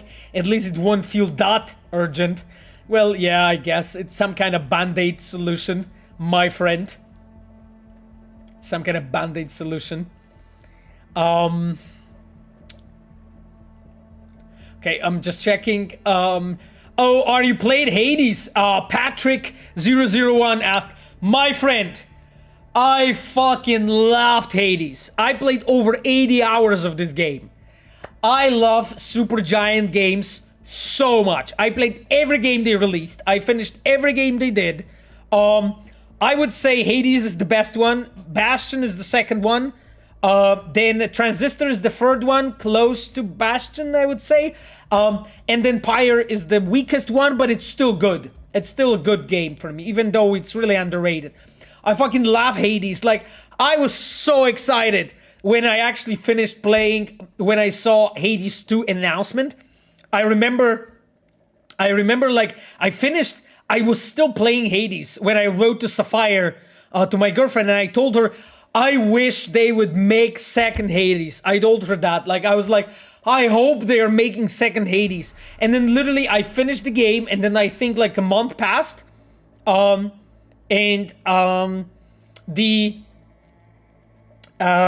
announced the Hades 2, and I was so excited. Holy fuck. Like, I loved it. Like, I maxed out all the weapons, and played the game with all the weapons, that were available, and I was religiously doing all of those achievements that you have and so on, because I constantly kept fighting new stuff. Love that game. Love that game. There are some things that I would do differently still, especially in the story side. Even though I'm aware it got a lot of awards for the story, I think the awards it got for the story were more for, like, I would say technical side and design rather than the actual story and writing. So on that front, I think there is space for improvement, but still, like, it was fucking awesome, honestly. And I really love like how dungeon crawlers are doing their storytelling. Like, dungeon crawlers are definitely like my kind of games. I love dungeon crawlers, like Binding of Isaac, like first and second. I loved both of them, played shit ton of them. I loved the Children of Morta as well. Also on the story side was pretty solid, I have to say, the way it was done. And I really liked the lore. It was really intriguing and completely different. And from dungeon crawlers, what else? I think I missed one that was like really standing out. Well, I'm not gonna have to mention Spelunky. Moonlighter I actually have still on my list, you know. I already bought the game. I have it even downloaded on my Switch, you know, my friend. And I think Moonlighter has also a DLC, because I think I bought it. No, Hades, Roshakin, I was just talking about Hades all that time. So no, Hades is like fucking, for me, one of the top, like, dungeon crawlers. Like, together with Binding of Isaac, like, those are awesome. Like, for me, I love this. Do you know anybody from Hangar 13 or Hangar 13? Because I believe Hangar is German. No, I don't actually. I don't think that... well, okay, I would say I don't think I do, but, you know, maybe some people that moved, no. What about Returnal? I didn't play Returnal, Legend, so fucking don't know. Sadly don't know, you know. Do you think I would enjoy? But I think isn't Returnal a PS5 exclusive? Oh, but it came out on the PC, didn't it? I think it did came out on PC. So maybe I can actually play it, because I don't have PS5, you know. I have PS4 Pro, PC, Switch. I play on my Mac on GeForce Now. Those are all my platforms. Bastion Pyre, yeah, I played all of them. Yeah, I fucking loved them. But like Bastion, maybe you can call it a dungeon crawler. It's kind of some kind of way. Pyre is not really a dungeon crawler. I don't think so. I mean, maybe it's just it's a hybrid. So yeah.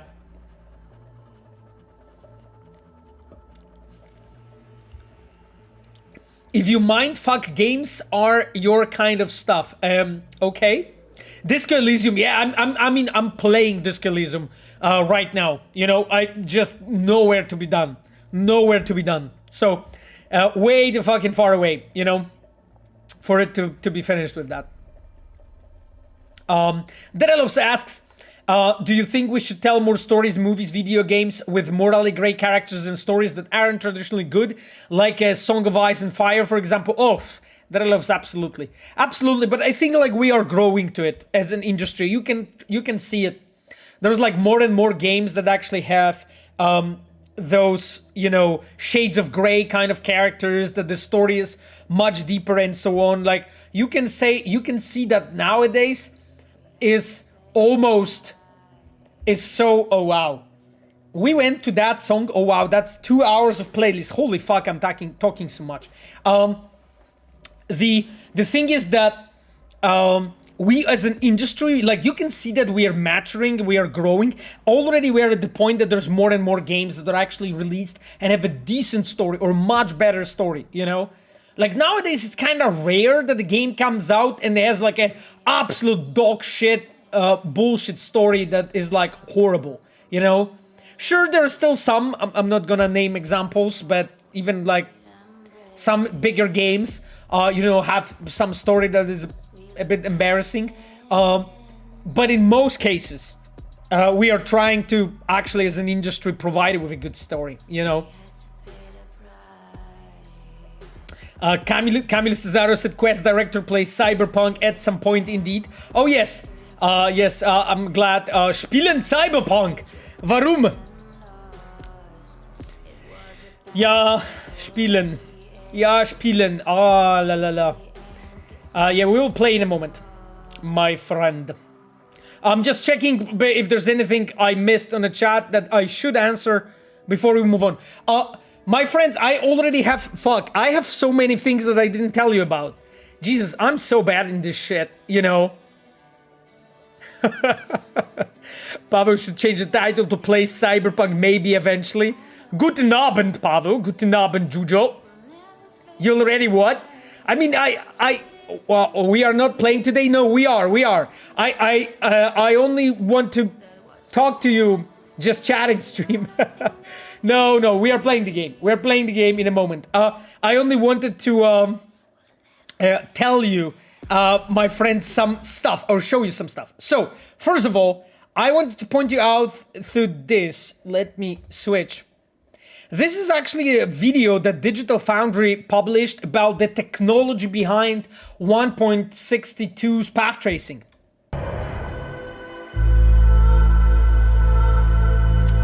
Let's look at that beauty for a bit. In 2018, when NVIDIA announced the Turing GPU architecture capable of real-time hardware-accelerated ray tracing, it was an announcement that promised ray tracing as the future of game graphics. The idea, and here you can see actually, like, you know, it looks fucking insane, you know, this 1.62 path tracing, my friends. Do you have 4090? Moors asks, my friend. I have 2080 Ti.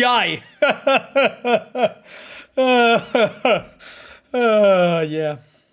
Yes. So this my count is playing. Yes, this my count is playing. So anyway, I just wanted to point this out to you because, like, it's a great video that actually dives deeper into ray tracing. Path tracing. Vujek Folias wrote ray tracing is literally a meme. Why it is a meme? Vujek, tell us why it's a meme. But the path tracing is a tech for the future, right? Like, this will be the way how we as an industry will attempt to make games. And, you know, that's the thing, you know, REX was a future 2 years ago, you know, 2 years ago, everyone thought that, you know, this won't ever fucking happen, you know, that it will take actual years. And here you go, you know, you have a full path traced open world game that has no loading screens aside of just loading a save game, right? That's the only loading screen you have in Cyberpunk 2077. And that's the thing. Already we are at the point that we are able to do that shit, you know? And again, not every engine is, you know, not every engine is as sexy as Red Engine 4, my friends, but hey, others will get there. Vujek Folias said no one builds their games around ray tracing, it's too expensive. Yeah, of course, Vujek. Of course, Vujek, that's true. But this is the way why it is. This is the reason why we actually treat it as a technology for the future, right? Like, the thing is, like, if no one is going to do what we did, which is basically a show that full open world game with full path tracing is already possible, this won't ever move forward. You know what I mean? So that's the thing, you know.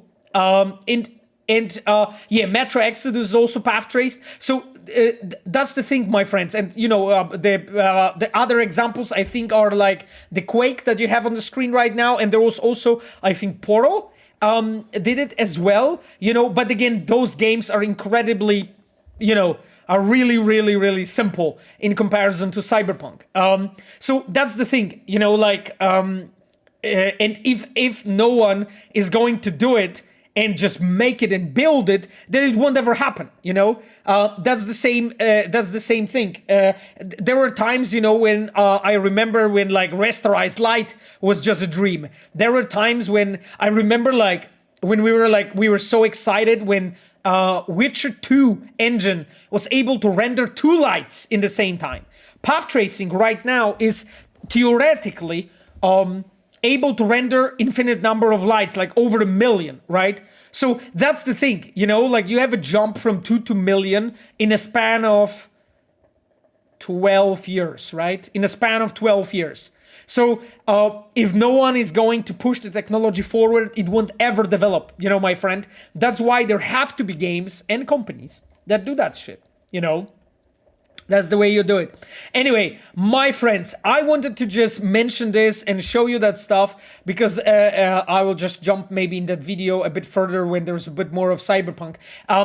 I wanted to show you, mention this video. I tweeted about it recently just because like a lot of you were asking about like actual questions about like, you know, technology behind it, you know, and more technical analysis of how it's done, how it's built and whatnot. And I wanted to point you out this specific video. And in a moment, I'll actually send you the link on the chat as well so that you can take a look and just enjoy listen to a bit, you know, like I assume if you are here on this stream, you are one of the people that is a bit more interested in how the games are made, not only how, you know, how Cyberpunk looks like or is played, but actually how the games are made. Therefore, I think it's very cool, informative video that actually, you know, shows you like things that not that many companies have done or achieved, and something that will be hopefully really fully possible in the future. Drelovs asks, how is Gabe? I'm at Angela, I miss him, loved him at the Phantom Liberty announcement. Drelovs, Gabe's doing well, you know, Gabe's doing well. I think we cooperate all the time, you know, like I really love working with that guy. I hope that he won't see clip from the stream that I'm saying that, but I really like working with this guy, honestly, and he has a completely different managerial style than people that I worked on before. I mentioned to you guys before, and really I really enjoy working with that guy. He really knows what is important and what is not, and that is so valuable when you're like a director of his level. So yeah. It's very awesome. It's very awesome. Can you request the latest graphic cards from work, like 4090? Path the Darkness asks. Yeah, I can. We actually did request it, you know, so eventually at some point, you know, in work we will all get upgraded. You know, there's plenty of people that already have them, 4090s and all that, you know, fucking path-traced beauty, especially the people that actually work on the visuals, right? Because they have to have it. And I'm talking about people especially that are working on light, VFXs, art directors, and so on. So because they need to see the game from all kinds of hardwares, you know, from very weak hardwares to really powerful hardwares. So yes. Yes. Okay then, I'm just checking other comments on the chat. Jadunio says GRRM takes his time finishing. Oh yes, you mean George R.R. Martin take his time finishing his book. I think this might be partially because his style of storytelling. He writes as gardener, and he might be lost without a clear path to an end. Maybe he's also fatigued by his own work. Do you think as a writer is he ever going to finish his masterpiece? I sure do hope so. I mean, Jadunio, I hope so too. You know. I hope so too. I read majority of the I read the majority of oh god, forgot the name of the saga. I'm literally having a stroke right now. I forgot the name of the book. Song and Ice and Fire, I think was the last one. Oh yeah, Song and Ice and Fire, Drelops, exactly. I for a second my memory failed me. So I think I read the most because like the last book was, when was the last book? That was like 5 years ago, something like that, like 4 or 5 years ago. So I think that was the last time. 2012 was the last book. The Dance with the Dragons 2011. Oh, Jesus Christ. That was so long. Okay, no, so I read it. I think I read it when we were like finishing Witcher 3. When we were finishing Witcher 3, I think I've read the last one. Alzheimer's kicking in. Yeah, Giapollo, clearly. More like 10, Pavel. Yeah, it sounds like it, Stealth Spell.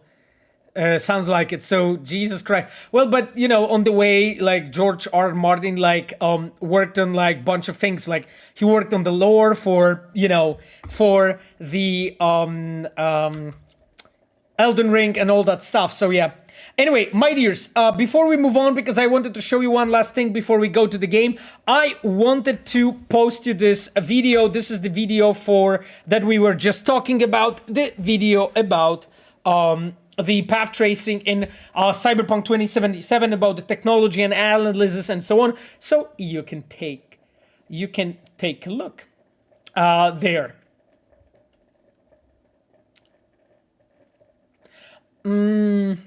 Nuke Heel Play. Nuke Heel Play said, watched your GDC talk and you made an interesting point about in-game radio and TV was a mistake because majority shows players missed it and never knew that the content existed. Yeah, I mean, what I meant exactly was that when you are spending this much money as we are on the radio and TV, make sure to put players' attention on that content at some point. Because when you're generating like non-linearities and consequences of your choices that are shown in radio and TV and nobody watches it, then nobody thinks that those are in the game.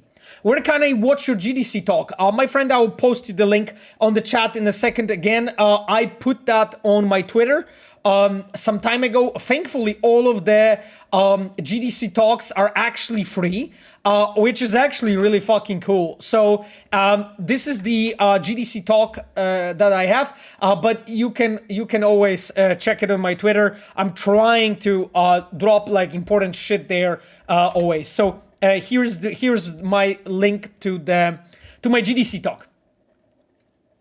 Network 23. So.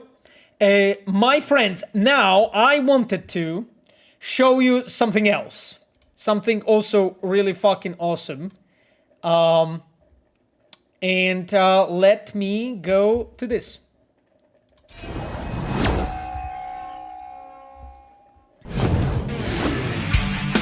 And I'm aware that you are lying in a garden. 'Cause I did everything to beat it by your side. You tell me I'm the reason, I just can't believe the lies. I love this. And why do I so want to guard you? So cool. So what do you want to do? What's your that road cosplay.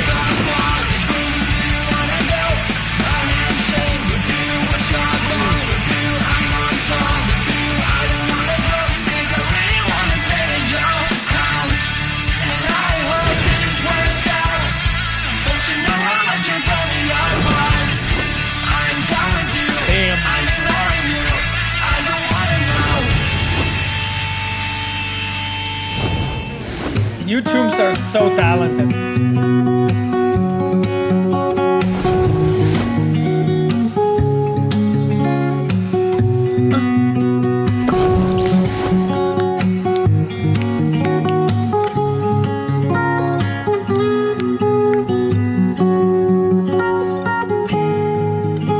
These artworks are so insane. Like, this is fucking level of professional concept artist. I loved it. I absolutely loved it. Just wanted to show you this, guys. Like, this shit is so insane. Like, some stuff, like, I'm talking like some stuff is just so insane. Like, fucking hell, you know, like, those literally look like characters from our game, you know? There is this rogue, I think, cosplay. I mean, okay. Like this thing? Or this thing? Like, what the fuck? This is just some, like, what the hell? I was just amazed by that shit. That Johnny Silverhand guy was incredible. Adam Shuda wrote. I'm chipping in. Yeah, I mean, definitely. Instant Transmission says life, love, and quest design is still my favorite GDC talk. That was Digital Dragon's talk, but you really think it was better than the one that I did on GDC? I mean, I'd hope I learned something for 5 years, but maybe I fucking didn't. You know, so who knows? I'm glad you liked something that I did, though. So yeah, this is so good. This shit is so insane. Like Like, holy hell. There's also, like, I remember Chums, when we were like on the PAX, right? On the PAX a few weeks ago in Boston. So I was in PAX, and there was David Martinez cosplayer and Lucy cosplayer, and they were together. So I came to them and I started talking to them, and I was like, guys, I want to have a picture with you. And they were like, oh, some psycho fan, okay? You know, and I started talking to them, and I was like, holy shit, you know? And then they saw that I have like CD Projekt Red like emblems on me, right? And they were like, holy hell, are you like from CD Projekt? And I'm like, yeah, I am. I'll actually make the picture. I want to make pictures with you, and I'll just send them to Trigger. And they were like, yeah, holy hell, let's do it. And it turns out that she was Polish, actually. So, you know, the cosplayer, she was Polish. He was, I think he was American, but she was Polish. So that was actually funny. You are the craziest fan. Yeah, I am absolutely fucking craziest fan. Like, when I'm seeing like cosplayers from like Cyberpunk or Witcher, I'm like fucking abducting them, you know? I'm like jumping on them to make like pictures with them and stuff, you know? It was so cool, honestly. Are they real fans if they don't know who Paweł Sasko is? This Pina said. I mean... Okay, this Pina, I appreciate you saying that. But, you know, I'm just a random guy, and, you know, it's, like, I'm glad they like our games, you know what I mean? Like, I doubt there will be ever time when people know who I am, but it's fine. It's fine. It's fine. You know, this is not why I'm doing this for. But it was actually so funny, you know, because, like, I wouldn't tell that she was Polish, from the cosplay, from the way she spoke and so on. And then, you know, when I said that, you know, I'm from CD Projekt, then she asked in Polish, am I Polish? And I was like, yeah, sure. So that was actually funny. We kept on like bumping on like Polish people on the on PAX constantly, honestly. But this one's awesome.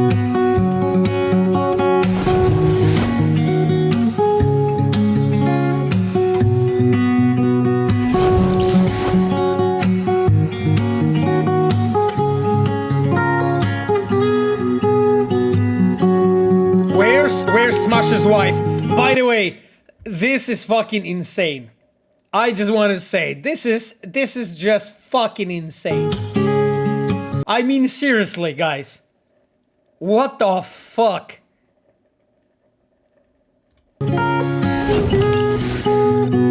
So good. Lava Panda, yeah. Yoshi.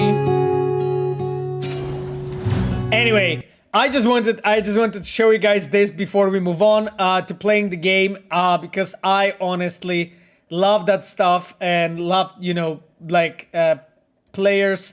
You guys are putting like some insane fucking stuff out there. So just wanted to say this. Okay, I think now it's time to play some game. Yeah, it's time to play some game. I think it's time to play some game. Random guy. If you don't know Paweł Sasko, you don't know the true lore of Cyberpunk. Oh yeah, you mean that because like you don't know who recorded all the sex sounds? I mean, you know, of course. Of course, you know. Let's play a random guy. Okay, Julian, let's do it. Let's jump some more, and I will just get the game ready because I have some illegal shit to disable first. So, without further ado, my dears, let's go.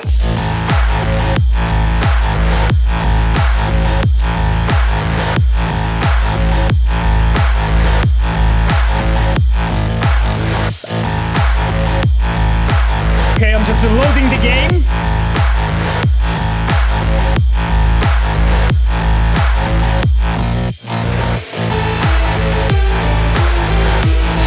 the illegal stuff. Go. Never. You're not going to break me.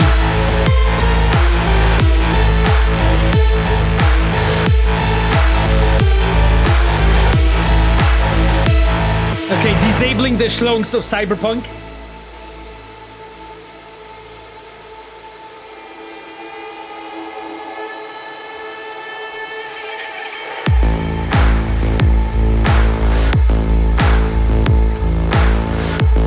I'm glad you guys like this joke. Every single, I feel like an old dad, you know?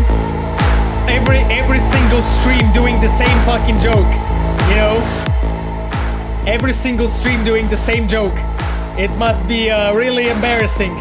What are you doing, Mr. Pavo? I'm just right now disabling schlongs of Cyberpunk.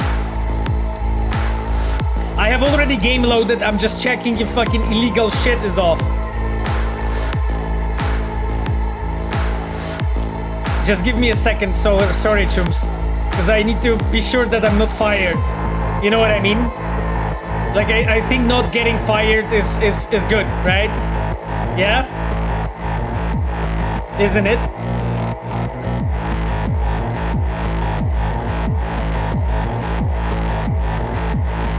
I think not getting fired is exactly what we need. Yes? Depends on the job, Jadu just said. What do you mean?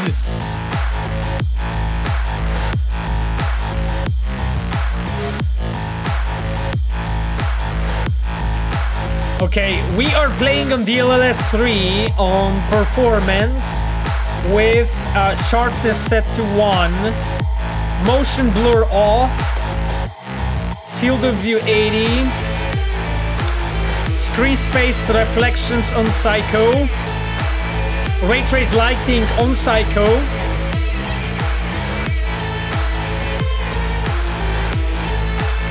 okay then. Yes, my dears, we are almost there. Okay, I think all the illegal shit is off.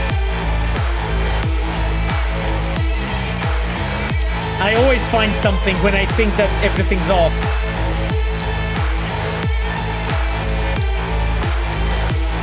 Okay.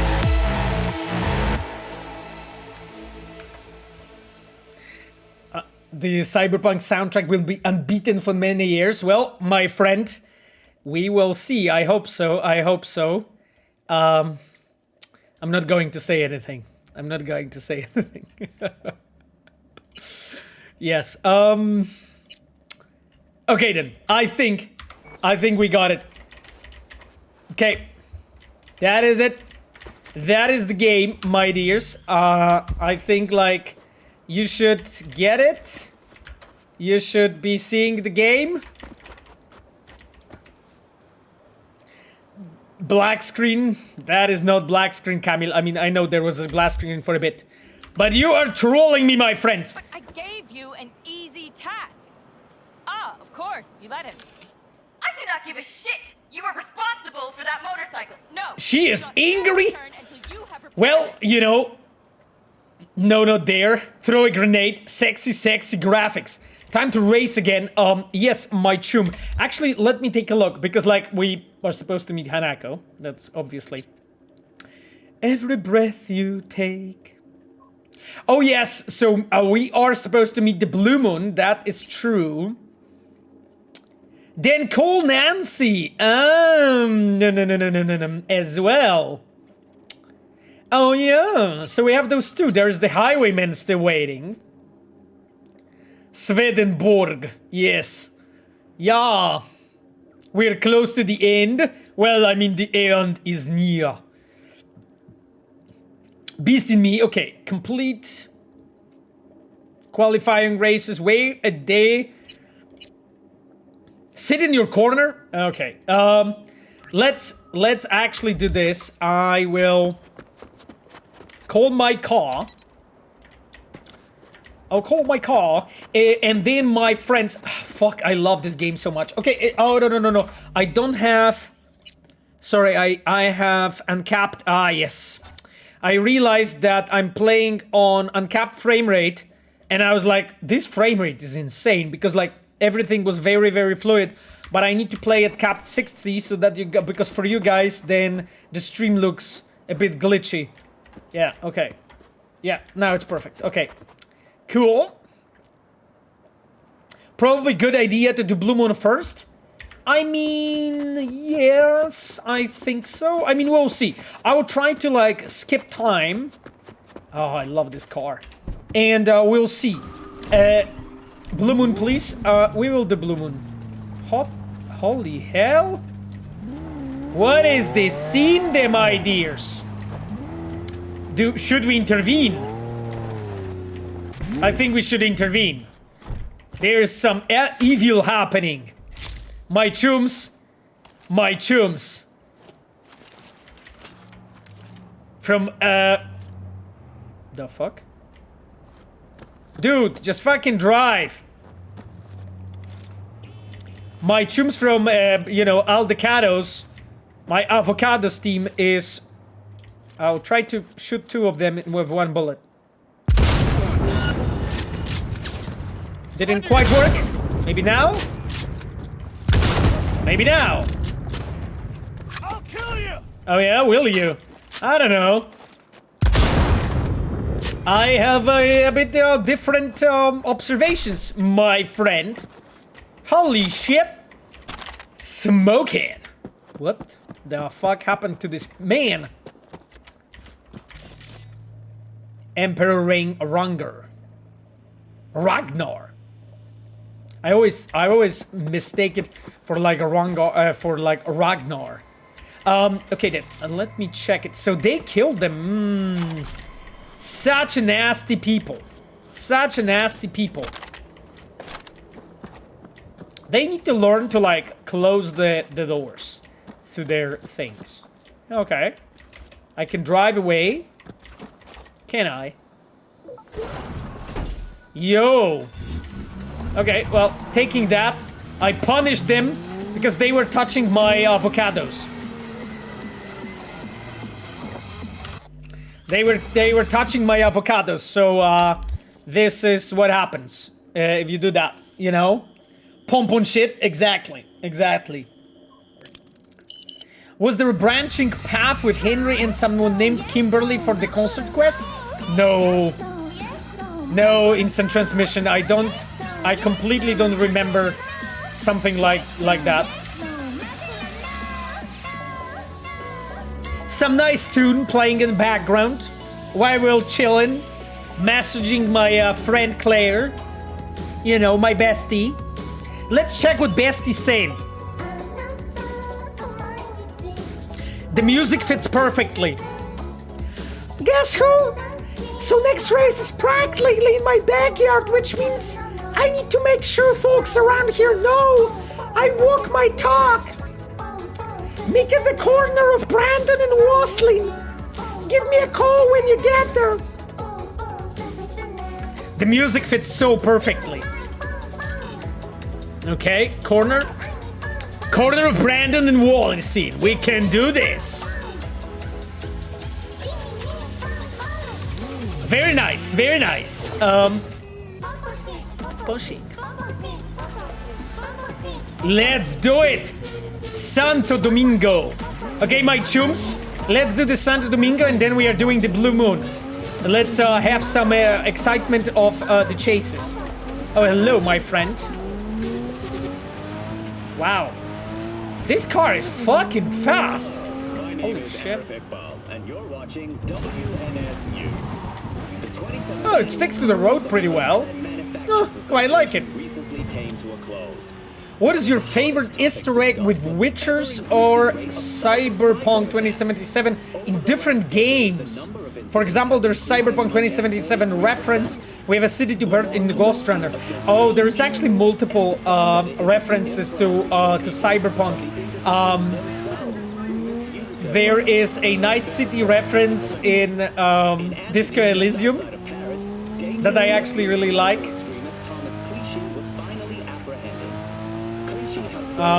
There is a reference in Ruiner. There is a reference in Borderlands 3, I think, to Cyberpunk as well. When it comes to Witcher, I don't remember good examples. I remember, like, I know that there was one. There was definitely a Gerard of Riviera. Gerard of Riviera was in one game that I saw because we were like laughing of that with the team, but I don't remember what game that was with Gerard of Riviera. How does it compare to Rayfield Caliburn? I mean, to be honest, Rayfield is just sticking to the road much less. This one's actually really nice. And yeah, this one's actually really nice. Like for me, for instance, I like Porsche, but the Porsche is just much too slippery when it comes to driving, you know? So yeah, my chum, that's what I think. Javelina on top, yeah, my friend, clearly. Oh, Kerry, hello. Good banging music for Kerry, okay. Hey, how's it going? Owning the streets of Night City. Okay. Kerry, what's up? Hey, you could say that. A lot of stuff been happening. More like Trina survive. Let's just say this city and I aren't even. Kerry, do you have anything to add? Oh yeah? Sweet! What's that? What's up with me? Nice, you ask. Hammering out some sick tunes. Okay, more like trying to hammer out. Keep your fingers crossed. Okay. He's a slow typer. Okay, well, I'm curious if he adds anything more. Actually, interesting behind the scenes detail, like all the actual post-Kerry relationship text messages have been implemented and designed by me together with Paweł Ciemniewski. Paweł Ciemniewski is the writer who wrote all of those text messages. And with Paweł we worked closely on, like, you know, what story themes we want to continue, what elements we want to emphasize and so on.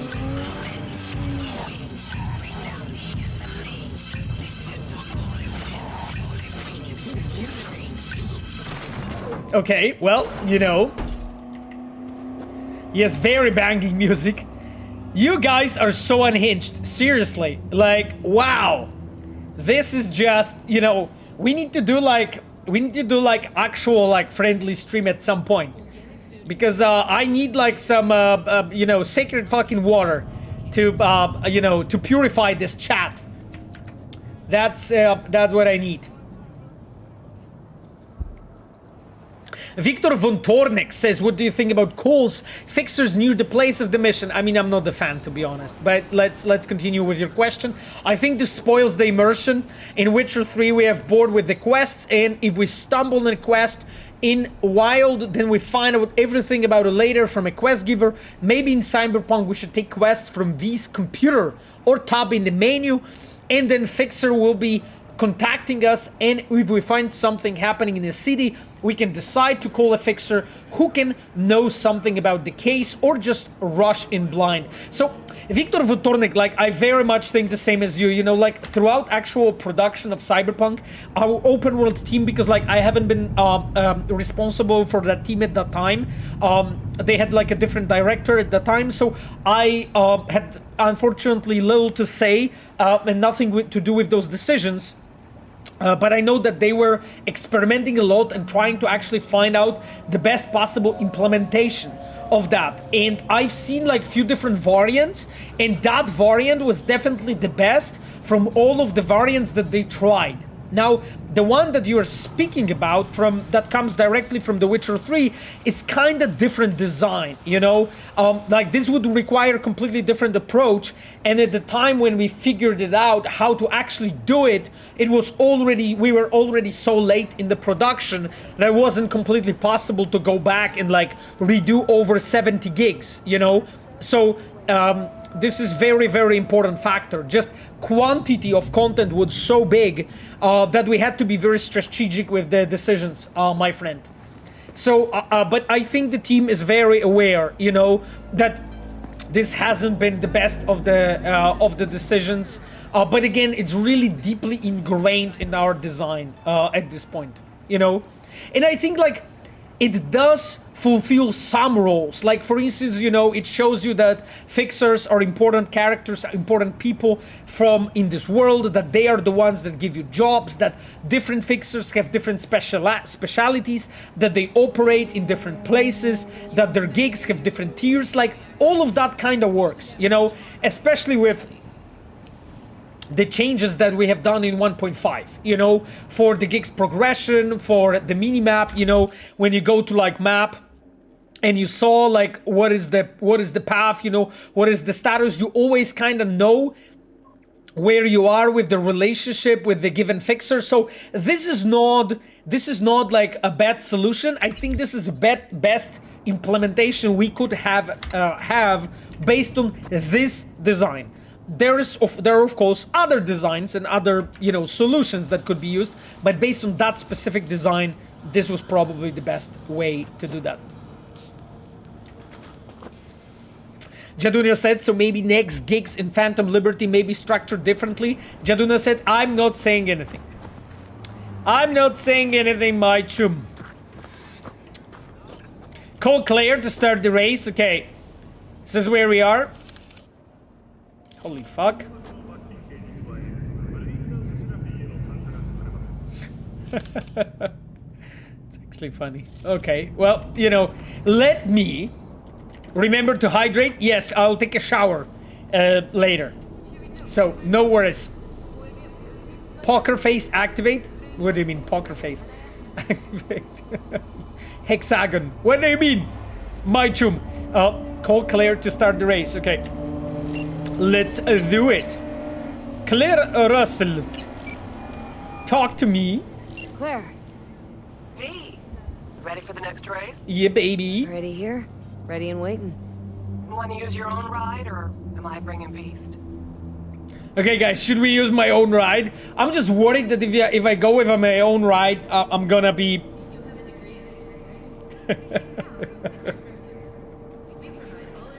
Your own best too slow? Use my... I thought about this. Okay. We'll take my ride. I will see what Feels happens. more natural to me. You get it. Of course, yours it is. Meet there, Thanks. yeah? Rancho? Be right there. See you then. Okay. There's a question who the chat has voted. Yeah, I'm picking the My, guys. I'm picking the My. Let's do it. Okay, well, we will see what happens. We'll see what happens. In worst case, we'll just load the game, okay?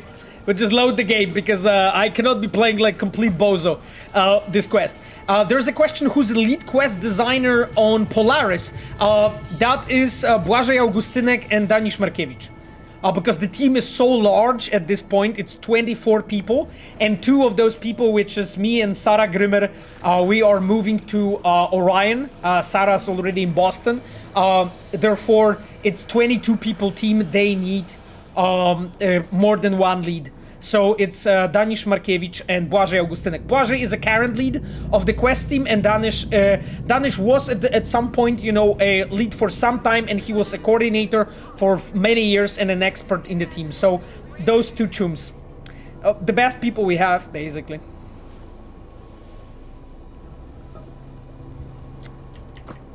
Okay then, my dears. Shit, that's not what I wanted to do. So,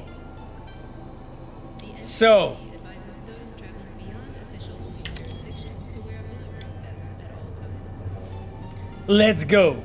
Hello, I'm standing here, my friend. Can you fucking come? Hello. Wow. This car has a character. It's like, fuck you, Pavo. I'm not coming. Okay. That's not what I said, Jadunio. You need God in your life, my friend. Seriously. Oh, who are those chums here? Just chilling on the corner of the street. Looking all spicy.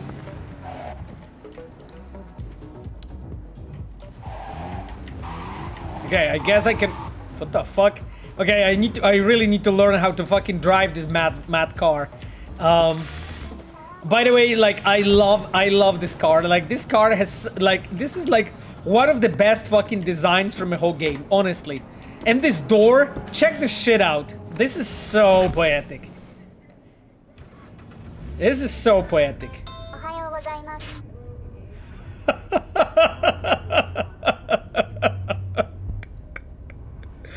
And that jingle,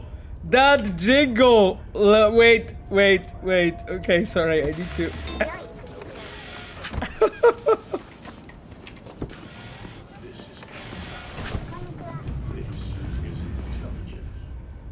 Okay, I think it was too often, so that's why he didn't play it right now. But I love that, like, I love that jingle in Japanese. It's Fiat 126p in the future. Yeah, it is. Actually, it was.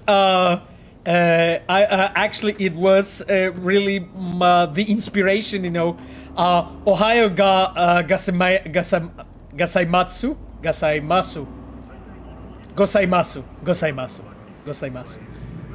Ohio gozaimasu. Yeah, could be. Gozaimasu. Okay. Is this Maluch reference, Pavel? It is. It was actually Maluch reference for us, you know. That's why also the one that you own is red, because that was like the most popular like model that we had in Poland of that car. And the thing was that you always, I'll just make a normal save. And you always had like Polish people like had the most often the red one, you know. So will Sarah Grimmer be leading Quest team in Orion? Most likely, Darth Malek. Most likely. I'll be the director and Sarah will be most likely leading the team. You know, you know, because like right now not everything is discussed, you know, and so on, and we are just talking with Sarah about what would be the best for her and for the team. You know, but this is how it's looking right now. Red is for the speed. Exactly. Kosi Hope says, why did you decide to make all quests available after the second act? I was stunned after we had a fight with Johnny in the apartment, and then we could have a nice time on the rides or a friendly chat about other things. Doesn't this break the immersion? Yes, Cozy Hope. Yes, it does. So you're not referring to the fact that all the quests are available, but you're referring to the fact that the relationship with Johnny is not yet at the point that those conversations that you can have in the side content always match the status of the relationship. Yes, my friend, this is mostly an oversight. This is really mostly an oversight, you know, on our side, sadly. This was just, it was just a mistake on our side, my friend, you know. You need to be perfect. Yeah, I mean, of course, we should strive for it to be perfect, you know, Fry. Megawatts says, been having a blast with Cyberpunk. You all made a great shooter and melee game. Okay, I also hope that we have made a great RPG, my friend. You know. With choices, consequences, and characters. I hope. Holy fuck! Where is my... Oh, there is it. There is it. I was for a moment worried. Who took my Mai? But, you know, they were like nice and just reparked it. Thank you. Thank you, chums. Yay. By the way, I love setup for these races, you know. Hey V, gonna take a look under the hood before we start, see if all's okay. But stay close, just in case. Yeah, well, look at under the hood. No shit. I mean, right. Okay, Claire. I mean, cool. I guess. Forget something? I love this, actually. Like, you know, the setup that you have, like, really different gangs, different groups. You know, you can really recognize the 6th Street. You can really recognize the Tiger Claws. Like, this is so cool, you know. Here you have, you know, you have the Padre stunts, you know. Padre stunts, I mean. This is actually nice. The chums are actually not maybe standing as perfectly as they should, but it's so cool. You know, here you have it, you know, our dear nomads. Like, every, you know, each one of them brought something, and you have the Moxies and their car, you know. And some Moxies here driving. Actually, she has the same same haircut as me at this point. You know, the car is really fucking cool. God damn it, this game is so beautiful. I'm sorry, I know that, you know, you guys should bring up the Obama meme. Ready to talk? But, you know, I didn't make those cars, right? Like, our vehicle art team made. And holy fuck, they did wonderful job.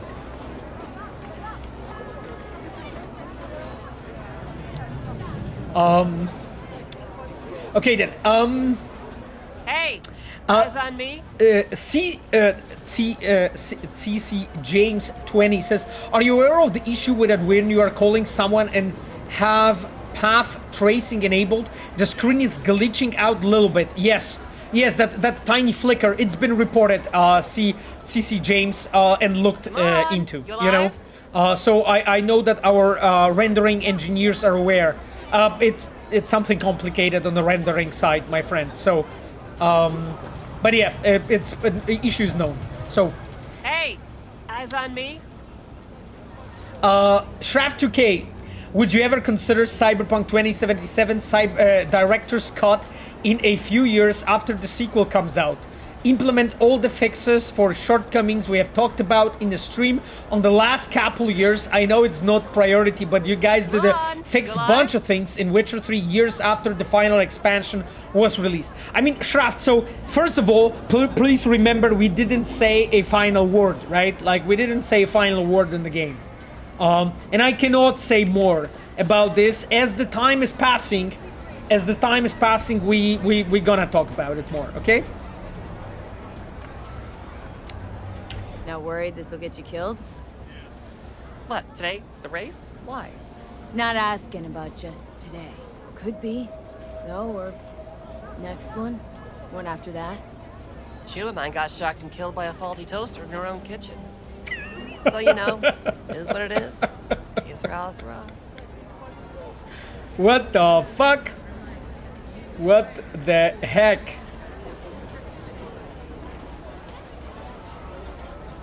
Topazasta said my PC can hardly run on medium 1080p, but Xbox Series X version looks superior for me. Yeah, I mean, of course, you know, when you compare it to that PC, obviously it will, obviously. Oh man, I almost missed the stream. Ashbury Fusion Road, but you managed, my man. You know, don't worry. We actually talked for over 2 hours. Today, by some reason, I don't know, everyone had a lot of questions, so I just kept talking and fucking forgot the time. But yeah, well, Yogurt64 says Cyberpunk universe is amazing. You have to do a sequel. Don't worry, my friend. We're doing Phantom Liberty and then Orion for you. So, we'll do my fucking best. Our chances. How do you see him? Well, it's gonna be tough to beat out Luigi. And he's got Margot riding Gunner today. Right. So, Girl loves popping flats, but don't get hung up on it. Let it mess with your head. Just focus on the route. Let me handle the entertainment. Sorry, you need a minute to kick the tires before we get moving. sure.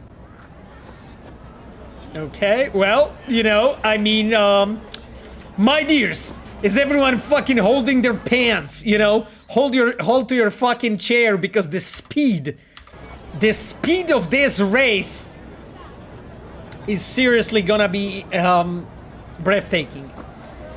The brands that CDPR used to create their games, the world design, the characters, and the overall vibe were all based to a greater or lesser extent on someone else's previous work. I mean, to Tukyurn, yes, but like, you know, Witcher was not a game before we made it a game. And, you know, like, in a way, we popularized the whole IP. But I know what you're saying. I understand. Like, Cyberpunk IP was much more, to an extent, a game, I would say, than you know, The Witcher. but still, like, we have added like lots of things to this game, right? Like, it's not that the whole Cyberpunk 2077 was described by Mike, right? Like before, even though I have an absolute admiration for his work, I think it's important to recognize, you know, what is in 2020 and what is in 77. You believe that creating your own IP, which is Project Hadar, and the creative freedom that this project will be able to guarantee you, will rekindle your passion for creating games and overcoming more and more barriers, especially in creators who have been working at CDPR for many years. I mean, to Kieran, because like I'm not sure there is an assumption in your question that we need to create an IP to rekindle our love for creating something. That's not really true. Like, you know, you can create so many things based on Witcher IP or Cyberpunk IP. Like, we are not making our own complete IP just because we want to rekindle our passion for the game, because I don't think anyone lacked passion or heart put into Witcher or Cyberpunk, you know? So just wanted to mention this. You know, that being said, I think it's an amazing endeavor, you know, to work on a completely fresh and new IP, something never seen before. I honestly, personally love the ideas they are having, and, you know, I'm really looking forward to it, you know. I think it will be many years, you know, before we see anything, but that is like that's the idea, you know. And also, like, you know, like, I think the main thing about that will be that, you know, we will have complete creative freedom on it, you know, and control. Even though, of course, you know, on The Witcher and on Cyberpunk, we can do, like, a lot of things, right? So, yeah.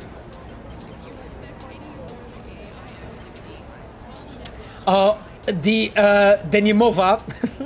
Denimova, thank you so much for the prime, my friend. You're the best. Okay, my chums, I really need to race, okay? I really need to race. Let me pack my ass that car. Okay, Claire. Let's go, I guess. Start your stallion! Yeah, that's what I'm doing. Okay. I want to smell that choo-choo burn! Let him roar! Make my ears clean! Oh yeah, like that! Let's count it down! Okay, I'm doing the roaring. 3, 2, 1. Let's burn the rubber! Yeah, motherfuckers, get away! You know, because my mice on the way! Luigi, after him! Yeah, you motherfuckers are worthless. Look at this Mai, look at it go. Oh yeah. Woo! Yep, motherfuckers, you are worthless. Oh yes, hit this shit. Yep, yeah. Okay, okay, we are in position number 3. We'll do it, we'll do it. Holy fuck. Okay, well, that's pretty difficult. Okay, slot number 5. Well, that's still not number 6. So, we're gonna be fine. What the fuck, dude? He was drinking. Luigi was literally drinking before driving today. I wasn't. That was a conscious decision. Holy shit. Claire, you need to destroy that bitch. We can win this, V! I know. That's exactly what I'm doing, Claire. No, that's... No! That was too difficult. Holy shit. Okay, Claire. We need to, God damn it. I can let them all fight while I'm actually, like, chilling here. See ya, losers. Fucking hell. See ya, losers. Look, you know, burning that rubber. That is fucking something. Okay, it's 7 out of 25, so that race is long. I need to, like... Yeah.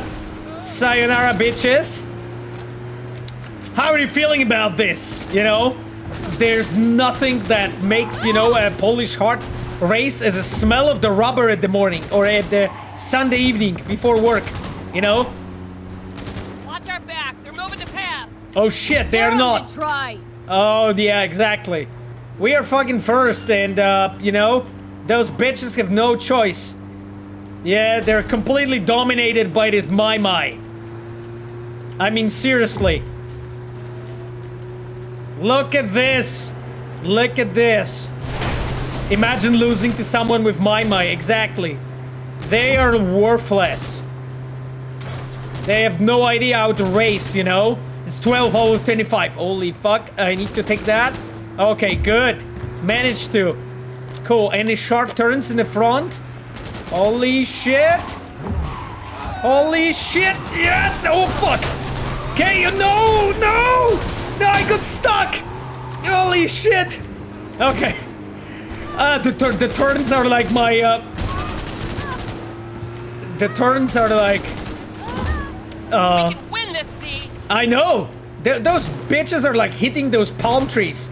Don't worry about it. I'm doing my best. Here you go. Look at this. Oh shit, no! Holy fuck. Holy shit. No, I'm gonna block you. Wow, this dude is driving like some... What the fuck? He's driving like corpses in that race. Okay, I'm going this. I'm using those lanterns to slow down. This is a very unique strategy you need to use when you're driving Mai. Holy fuck, how that thing is still driving. Okay, 18 out of 25. Okay, this is the time that we actually really need to speed up. Dudes are driving this fucking like car from a museum. What the hell? What is this drift? No, fuck. Oh shit. What the hell is happening? Okay. Claire. Watch our back. They're moving to pass. I mean, Claire, I'm sorry to inform you, but most of them are in the front of us. So like, whoever is moving is probably like, you know, just a pregnant woman and combatants, you know, are the only people that are behind us. So I seriously need to like speed up. Go, motherfuckers, go! Yeah, like, Claire should fucking shoot those drivers.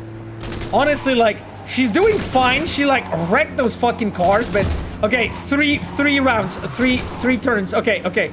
This is difficult as shit. Okay, I'm gonna use the unique exploit. Oh no, that's not the one that I meant. Okay.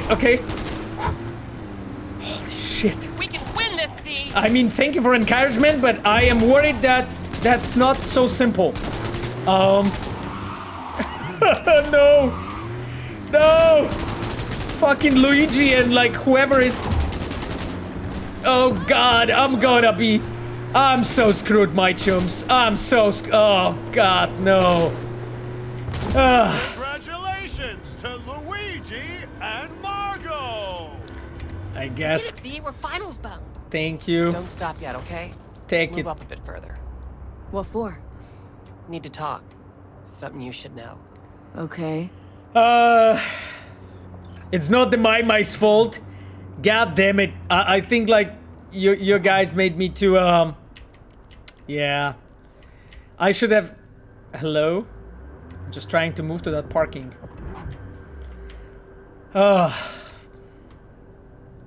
Sit down for a spell over there. God damn it. Like, we mostly... Look at this car. We only lost like a front windshield and that's it. Oh. You need to take lessons from me, Pavo. Camila wrote. I mean, seriously, Camila. Hey, what gives? Probably everyone's driving better than me. Claire is mad. Oh, I'm sorry. Cal and Burn is a win. Try it. God damn it. Yeah. I'm sitting here laughing my ass off with driving. Oh, thank you, Greybeard. I really appreciate it. Pavel, you got this. Oh, thank you, the speed. I mean, I'm glad you know, you're like supporting me, but holy fuck, that was bad. You feeling all right? Come on, V. We need to talk. I need to. Okay, Chums, that was actually one of the more important conversations we had to write for this Quite whole the view. quest. Yeah. Me and Dean. We like to come here. Wanted to tell me something?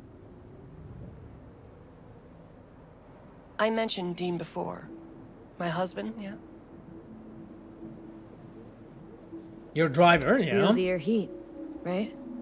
Sweetest man I ever knew. We were friends before my gender transition. We brought daffodils to the hospital. To new beginnings, he said. Were you married long? 12 years. Dean used to laugh that for our 15th, said he'd finally talked me into my first implant. Was prepping some surprise.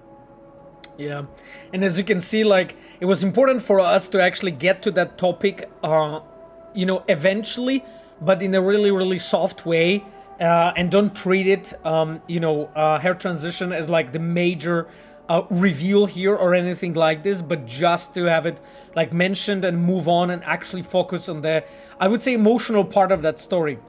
Mind if I ask why you don't sport any chrome? I love machines, V, I do. But I don't ever want to become one. That weird? A little, I guess, but it's fine. Dean. Only person who could have convinced me to chrome up. But guess Yeah. we'll never know if he'd have managed, huh? I love how V is concerned about Chrome. Yeah, because like what we wanted to do, and you know, again, like Claire, but there are other characters actually with it. Like we wanted to present different points of view. You know, I'll just give you guys an example. It might be a bit silly, but you will understand what I mean. Like in our world, people were like, or still are, scared shitlessly of 5G. You know. There was the whole movement of 5G and everything that 5G does and so on and so forth, right? And it's kind of an example of that, you know, like there is a part of the technology that is really like wildly accepted in cyberpunk world and all cybernetics and all the enhancements that you can do and all the cyberware, but not everyone is on ease with that. You know, some people think that this is not a good solution or a right solution, in a way here. And here for us, it felt it actually matched quite well with her, you know, and her sort of attitude towards her own body and the fact that she went through that transition, you know, like in a way with like very special care that she has about her own body. Why tell me about Dean? I mean, and why now? He died during a race last year. The final. Not your standard fatality, though. Oh, shit. You saying you feel at fault for his death? Me at fault? Why would you think that? He was flatlined by a corpo ego weasel. Peter Sampson. Exceptional walking rot. Yeah, and here you can see like one of the, you know, execution of one of the things that I actually spoken about on my GDC talk. You know, the fact that when you have an important exposition, you divide it between, of course, you know, gameplay elements and so on, but you divide it in a way that you have more important and less important parts, depending of, you know, how much control you have over the signal and the noise. You know, I go much more into that in my GDC talk, and you can check it, my dears, if you're interested. But what's interesting here is like the fact that, you know, like some glimpses of that storytelling and then that those elements have been dropped before, and here there are this is a reoccurring theme, you know, coming back. Here she's just mentioning that, and Dean was mentioned before. Dean as his husband was mentioned before.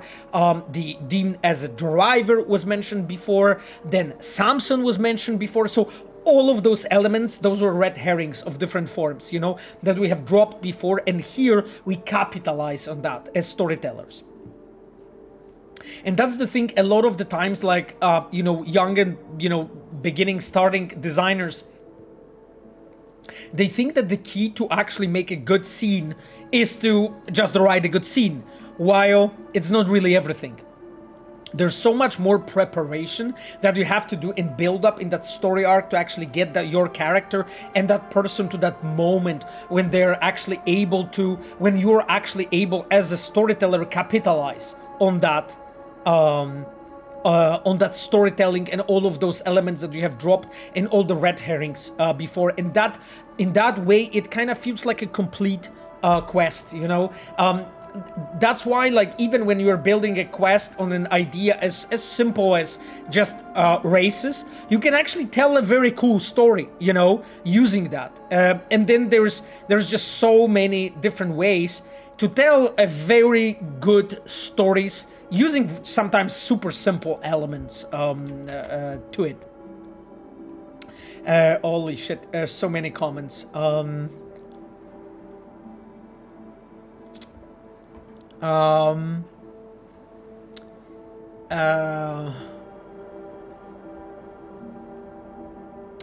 Pavel, it would be great to see us, to have us see Claire's apartment, like as friends. Oh yeah, I know. I think we even had a conversation with Eero, because Eero is the author. Eero Varendi is the author of this quest. Eero became a senior quest designer a few months ago. So Eero is the author of this quest. We had a conversation about it. Darth Malik asks, is the evil person who made Extreme Cosplay Quest in Witcher 3 still in CDPR? No, unfortunately not. And it's a big loss for me. That was Rafał Jankowski. Rafał joined us at the very beginning of the Hearts of Stone. He didn't really work on that. Then he worked on Blood and Wine, and then he worked on some quests for Cyberpunk 2077. And in the last year of production of Cyberpunk 2077, he left. He is working right now in Rebel Wolves as a quest designer. So, Rafa is a really cool guy, and really, like, I would say, very creative designer who has very unusual, I would say, ideas, very unusual style in the stories he designs, you know.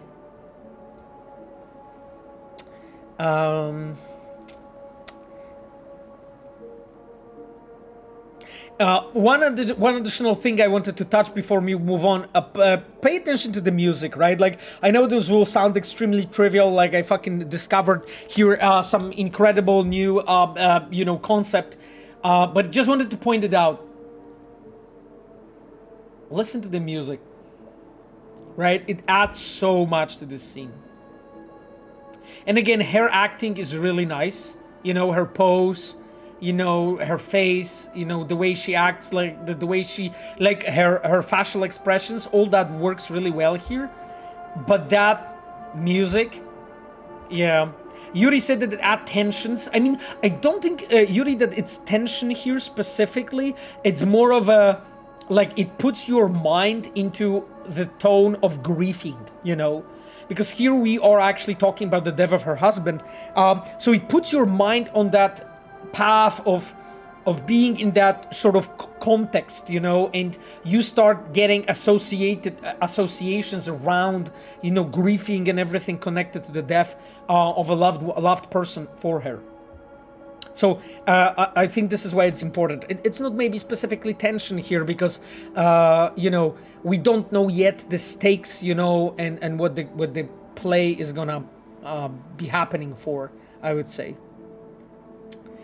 Victor, adding to the topic of quests, maybe V should write a message to specific fixer with questions about situations. So when he will call to V, you don't need to exchange existing dialogue. This would immersively set up missions and tighten up the relationship with fixers. Victor, I mean, we have experimented with that. It's just like, the thing is that after few of them felt good, but after 50, and please have in mind that Cyberpunk has 74. After like 50, it was already really tedious, you know? There was always just V asking, hey, is there any job? And they were like, yeah, and then they were calling. It just felt like an additional step that was really not needed, you know? And at the very first, it felt fine, but then it's just, it's not so simple, you know, my friend? Because like, when you are designing a singular case, I would say you're right. Maybe if it would be 3 or 5, probably you're still right. But when it's 74, I don't think you're right. As a player, you are really getting tired of repeating schematic that you're seeing. And again, what you have right now is also have this issue, right? So it's also, so what I'm saying is not that your solution has problems that the current one doesn't. What I'm saying is your solution enlarges and scales up some issues that currently are much smaller, you know. So it's not so simple. It's not so simple, my friend. Like, it would have to be completely differently done. I think completely differently. The whole loop would have to be redone completely differently to make it really feel proper, you know. I would say, like, I think, like, with the time and resources we had, the solution that we have currently is the best one that was available for the time, you know. Okay then, my dears, let me actually continue. What's the Corpo's deal? Doesn't really matter, was only ever another adversary to me. But to Dean and Samson had a history going way back. Something happened between them? Dean never admitted anything, but yeah, there was some kind of strife. Something personal to their rally rivalry. When Samson came first, Dean got hot and bothered. Interesting, right? Okay, let's try to find out more. What's the Corpo's deal? Doesn't really matter, was only ever another adversary to me. But to Dean and Samson had a history going way back. Something happened between them? Dean never admitted anything, but yeah, there was some kind of strife. Something personal to their rally rivalry. When Samson came first, Dean got hot and bothered. Okay then, ready to dive deeper into that story? Your husband.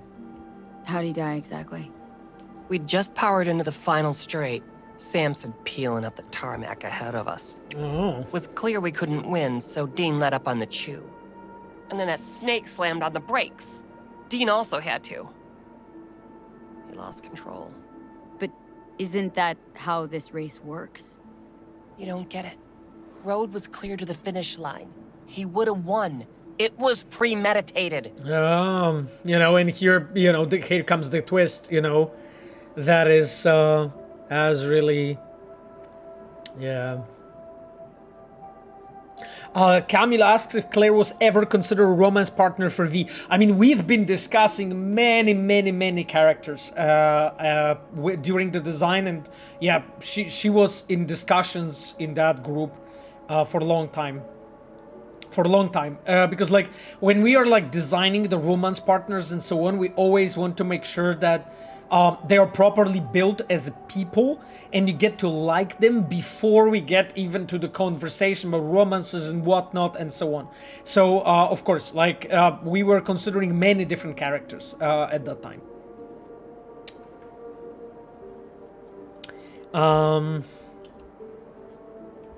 You 100% sure the killing was deliberate? Not your emotions talking now? No. Saw them argue to the crack of the starting gun. Yeah, I love their acting, by the way. That bastard. During the race. Like, these Folks die on characters the are track so all the realistic. time. I love it. Won't seem unusual at all. I fucking love it. Another day at the races. In line with the rules. Like the way how mimics works, how the eyes work, all the gestures and poses, and like small things, how she breathes and like opens her mouth right now, like very slightly. Those things, like, like all of those things, this is not an accident, right? This is a very complex tech, playing in the same time really high quality assets prepared by our teams, and then directed very carefully by our cinematic design team, all together, just working to achieve this result, because like it's so easy actually to fall into uncanny valley territory and have your characters really not act like characters, and she really feels so good. And if Samson doesn't show for the race, what then? He'd never miss a chance to puff out his chest. He'll race. Circuit champ last year. No way he'll let that go. Not try to repeat. Yeah, there was a mention of the Jolly in the chat. My friends, the thing is, like, please remember that Jolly is a technology to generate lip sync that engages the whole face for all of the languages that we have a game at.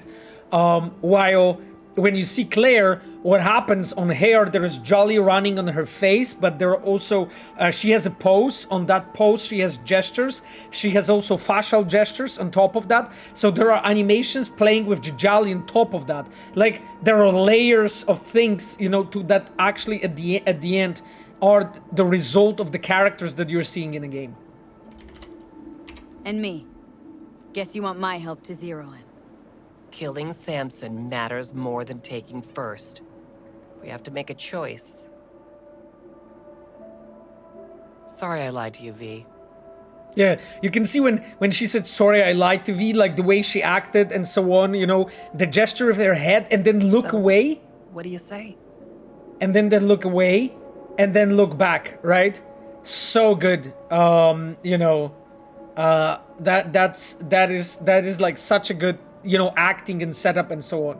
So, what do you say? Because in a way, she's ashamed that she has lied, but in the same time, she wants your help, and she didn't mean anything wrong, right? My project is winning. Sorry, say? Claire, but I can help. Bastard won't finish the race. I'm not sure. She's using us. So, let the guy live. What do you say? I mean, I'm not sure, Friday Futurama. You know, I'm like, you know, because she's my friend. I'm like, fuck this guy. You know, I don't care about this race, to be honest, right? As a player. I'm like, I want to help her as a human being. Yeah, I mean, sure, yeah, exactly, as Basha wrote, like, she kinda does use us, but she has her reasons, exactly, right? Like in the real life, you know, sometimes you know that some people are using you, but sometimes you just allow it, you know what I mean? And you're fine with that, because after all, they're your friends, your partner, someone important for you, whoever, and you just allow other people to use you, you know? And sometimes you do that, right, as a human being. What do you say?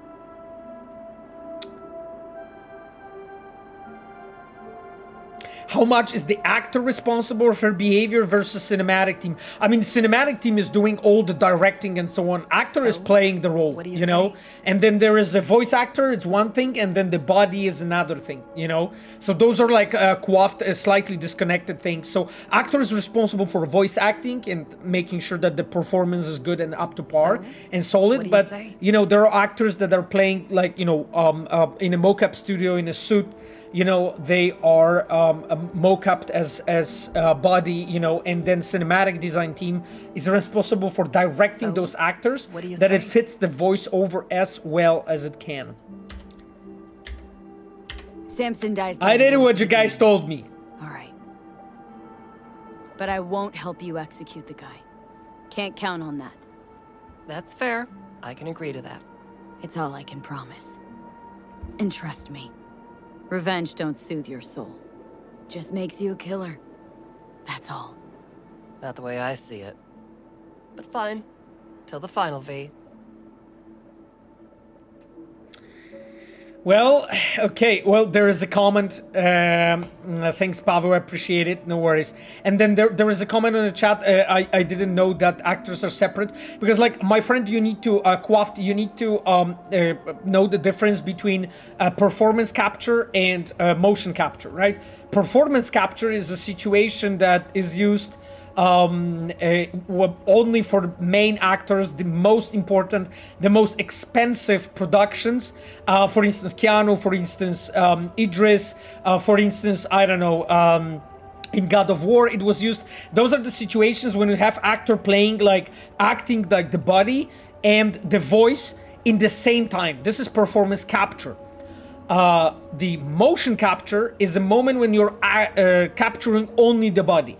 And in that cases, another actor is acting out and another actor and second actor is doing the voice acting. Those are separate people, right? And very often, we in the industry, we do the voiceover separate and motion capture separate. First of all, because it is a bit cheaper, it is a bit easier, and also not all the actors are able to voice act as well as they're able to perform with their body and other way around, you know? Sometimes it's simply better quality, you know? It's not also better for the budget, but it's also better quality. But of course, for main important actors and so on, like Idris, like Keanu and so on, you do those things as well, you know? Sometimes not everything, but you do those things too, you know, for, I'm talking about performance capture, to be sure to capture the quality. So it really depends. It's a deep and a bit complicated topic, and it really depends from the studio to studio, and it depends on from the project, and it differs from project to project and from studio to studio, you know, my friend. So just wanted to mention this to make sure it's clear. Does Music Marcin also have a channel? No, I don't think Marcin has a channel in any way. Like, I mean, he's posting his music on, like, I think he has like SoundCloud or something, doesn't he?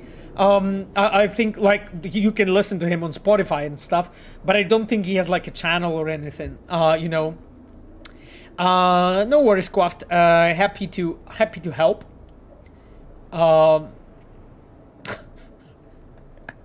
Norpine Prince Live wrote, please delete all Nomad content in the next update. Very interesting question, very interesting comment, my friend. Yes. Too Fat for You 008 wrote, Revenge is a fool's game. Yeah, I mean, this is what V meant, right? Like at the end when she spoken to Claire, saying that, you know, revenge just makes you a killer, you know? By the way, do you guys want to talk to our chum? Who's, listening to some banging fucking music. Muammar, this car is a piece of shit, my friend. What the fuck are you driving? Wow. This is your fucking car? Seriously, and I like your mullet, by the way, Muammar. A very classy mullet. And gloves. Or one glove, actually. V, I'm waiting. Oh, cool. When it comes to style, pretty cool looking. When it comes to cars, absolute shit. What is it, Muammar? I am not even asking what kind of stains those are, Muammar. You should be ashamed of yourself, by the way. Anyway, just wanted to clarify. Holy shit, this poor Mai. That race was fun. Until it lasted. Okay, well, I'm glad my troops that we managed to push forward. El Captain's hair is legendary. Yes, this is basically the you know, how metals in Czech Republic had their haircut in 80s. This is exactly how it always looked like. Bro got a fanny pack too. Exactly. Fanny pack is only for the legends. My dears, let's go to every breath you take. I'll answer some questions and we'll be wrapping up the stream because it's already 9 minutes to our time. But you know, I will make sure that we are ready to continue with the Blue Moon story next time. They have several Marcins in to the project. Yeah, I mean, I recognize, well, several, like 46 or something like that. Like, I think close to 50 Marcins. So, the Maima is so majestic. Yes, Maima is actually excellent. This is the car that I should be having. Like, when I will be in the US, maybe I should buy Smart, you know, a Sapphire. Maybe I should buy Smart. You know, when we were actually in Rome with Sapphire, like, Smart... And actually the smallest version was actually the most popular like car that we saw. Also because it was so easy to park in Rome. Holy fuck, I love this game. Jesus Christ, this looks so good. Yes, that's not what I wanted to do. This game looks so awesome. Anyway, just wanted to tell you, like, the Smarts were like the most popular cars we've seen in Italy. And people were parking them fucking everywhere. I've never seen anything like this in my life that I saw like in Italy and in Rome. The way how people drive and the way they park, holy fuck. That was like next level. Like I thought that people like are driving wild in Poland and that I'm driving wild in Cyberpunk, but nope. You guys need to see what happens in Rome. That is some decent driving skills.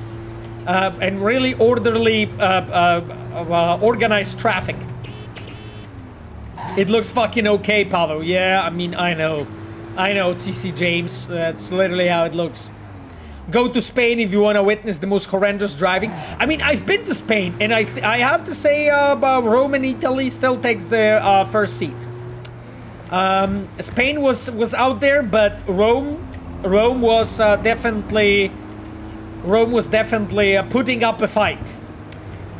You know, it was definitely a good contender. You know, triple parking. Yeah. Smart is Mercedes, no? I don't know. I thought smart is smart, actually. Not the Mercedes. Brizo Sim 1990 wrote, I'm from Rome, need a trophy for driving here. Oh yeah, my friend. Absolutely. Absolutely. 100%. You know? I used Google Translation. Oh yeah, because you guys are speaking Polish in a chat. Cool.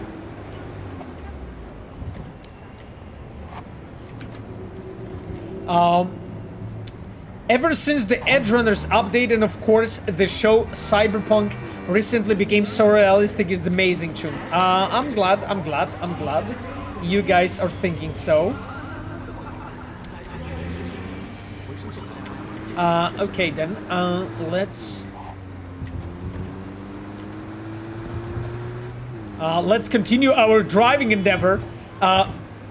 Actually, I'm doing pretty well. You know, after all these chases, I trained so much when it comes to like driving. Look at this shit. You know, it's just so fluid. You know, this is so fluid. Yeah. And now he's gonna crash. No, I'm not gonna crash. I'm not gonna crash, my friends. In driving dangerously, like a bit, you know, a bit. This is how I roll. Oh.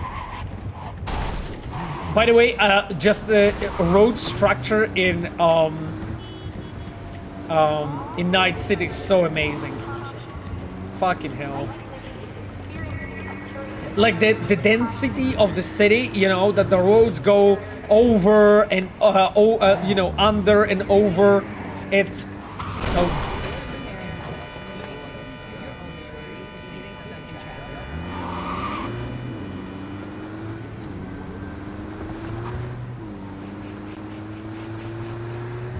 the fuck was that?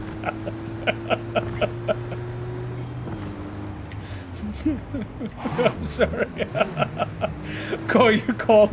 Call your lawyer. Oh, by the way, my chums, together with Sapphire, we started watching Better Call Saul. So yeah, we should call Saul, definitely. And we should call Saul to deal with this shit. Oh, this is like one of my favorite driveways, actually, in Cyberpunk. Wow! That's a lot of fucking trucks, by the way. Okay. Just doing some renovation here. This is like one of my favorite driveways, you know, here. Okay. Why they wanted to kill me? What the fuck did I do? I don't know. Maybe, someone didn't like what I did before there. Woo! I arrived! Oh, wow. By the way, this is one of the best fucking locations in the whole game, honestly. And this thing, like, flying there at the back, you know, the aerotep? Flying there at the back. This is so awesome. Okay, let's park. Oh, by the way, this is how actually people park in Rome. You know, they're mice. No, they're mice. They're smarts, because smarts are so small, they're actually able to park like this, you know? And they literally park like that, you know? So you have like, okay, sir. Yep, that was also pretty much the same. This is how literally people park. They literally put their cars like on the driveway like that, or literally on a crossing. I was amazed by that shit. I've never seen anything like this anywhere in the world that I've been. Anywhere, honestly. Like even in Africa. Honestly. That was a shocker. That was like a culture shock. If I had any in Italy, that was the culture shock that I had. In Rome, honestly. Just with that parking. My dears, it was amazing, as always, to play for you. You know, but what is good always ends. But you know, we should be happy that it ended, that it happened. No, not that it ended. And my dears, I wanted to play something energetic. Energetic.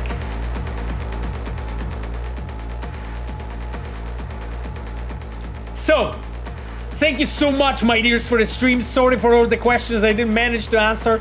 That's always the same problem that we have. It's way too much time, and I fucking talk too long, and there's too many questions for me to cover everything. But I hope that was useful and informative to you, my dears. Now, before we move on, I wanted to thank our dear Reds and moderators here, and I wanted to start from my dear girlfriend Sapphire. Thank you so much for being here with us and modding as always. And I wanted to thank our dear friend Cogito. Thank you so much for being with us and for modding. And then I wanted to mention all the Reds that have been here, that I saw at least, that mentioned themselves on the chat. I wanted to thank Ayano, our UI producer, Chivok, our customer support engineer, Stealthspell, our quest designer, and I think that's everyone that I at least registered that have been here.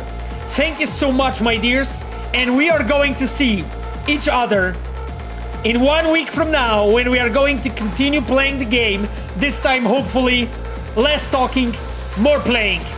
And that is, my dears, juiced up for you. Have a wonderful rest of the day. Bye bye.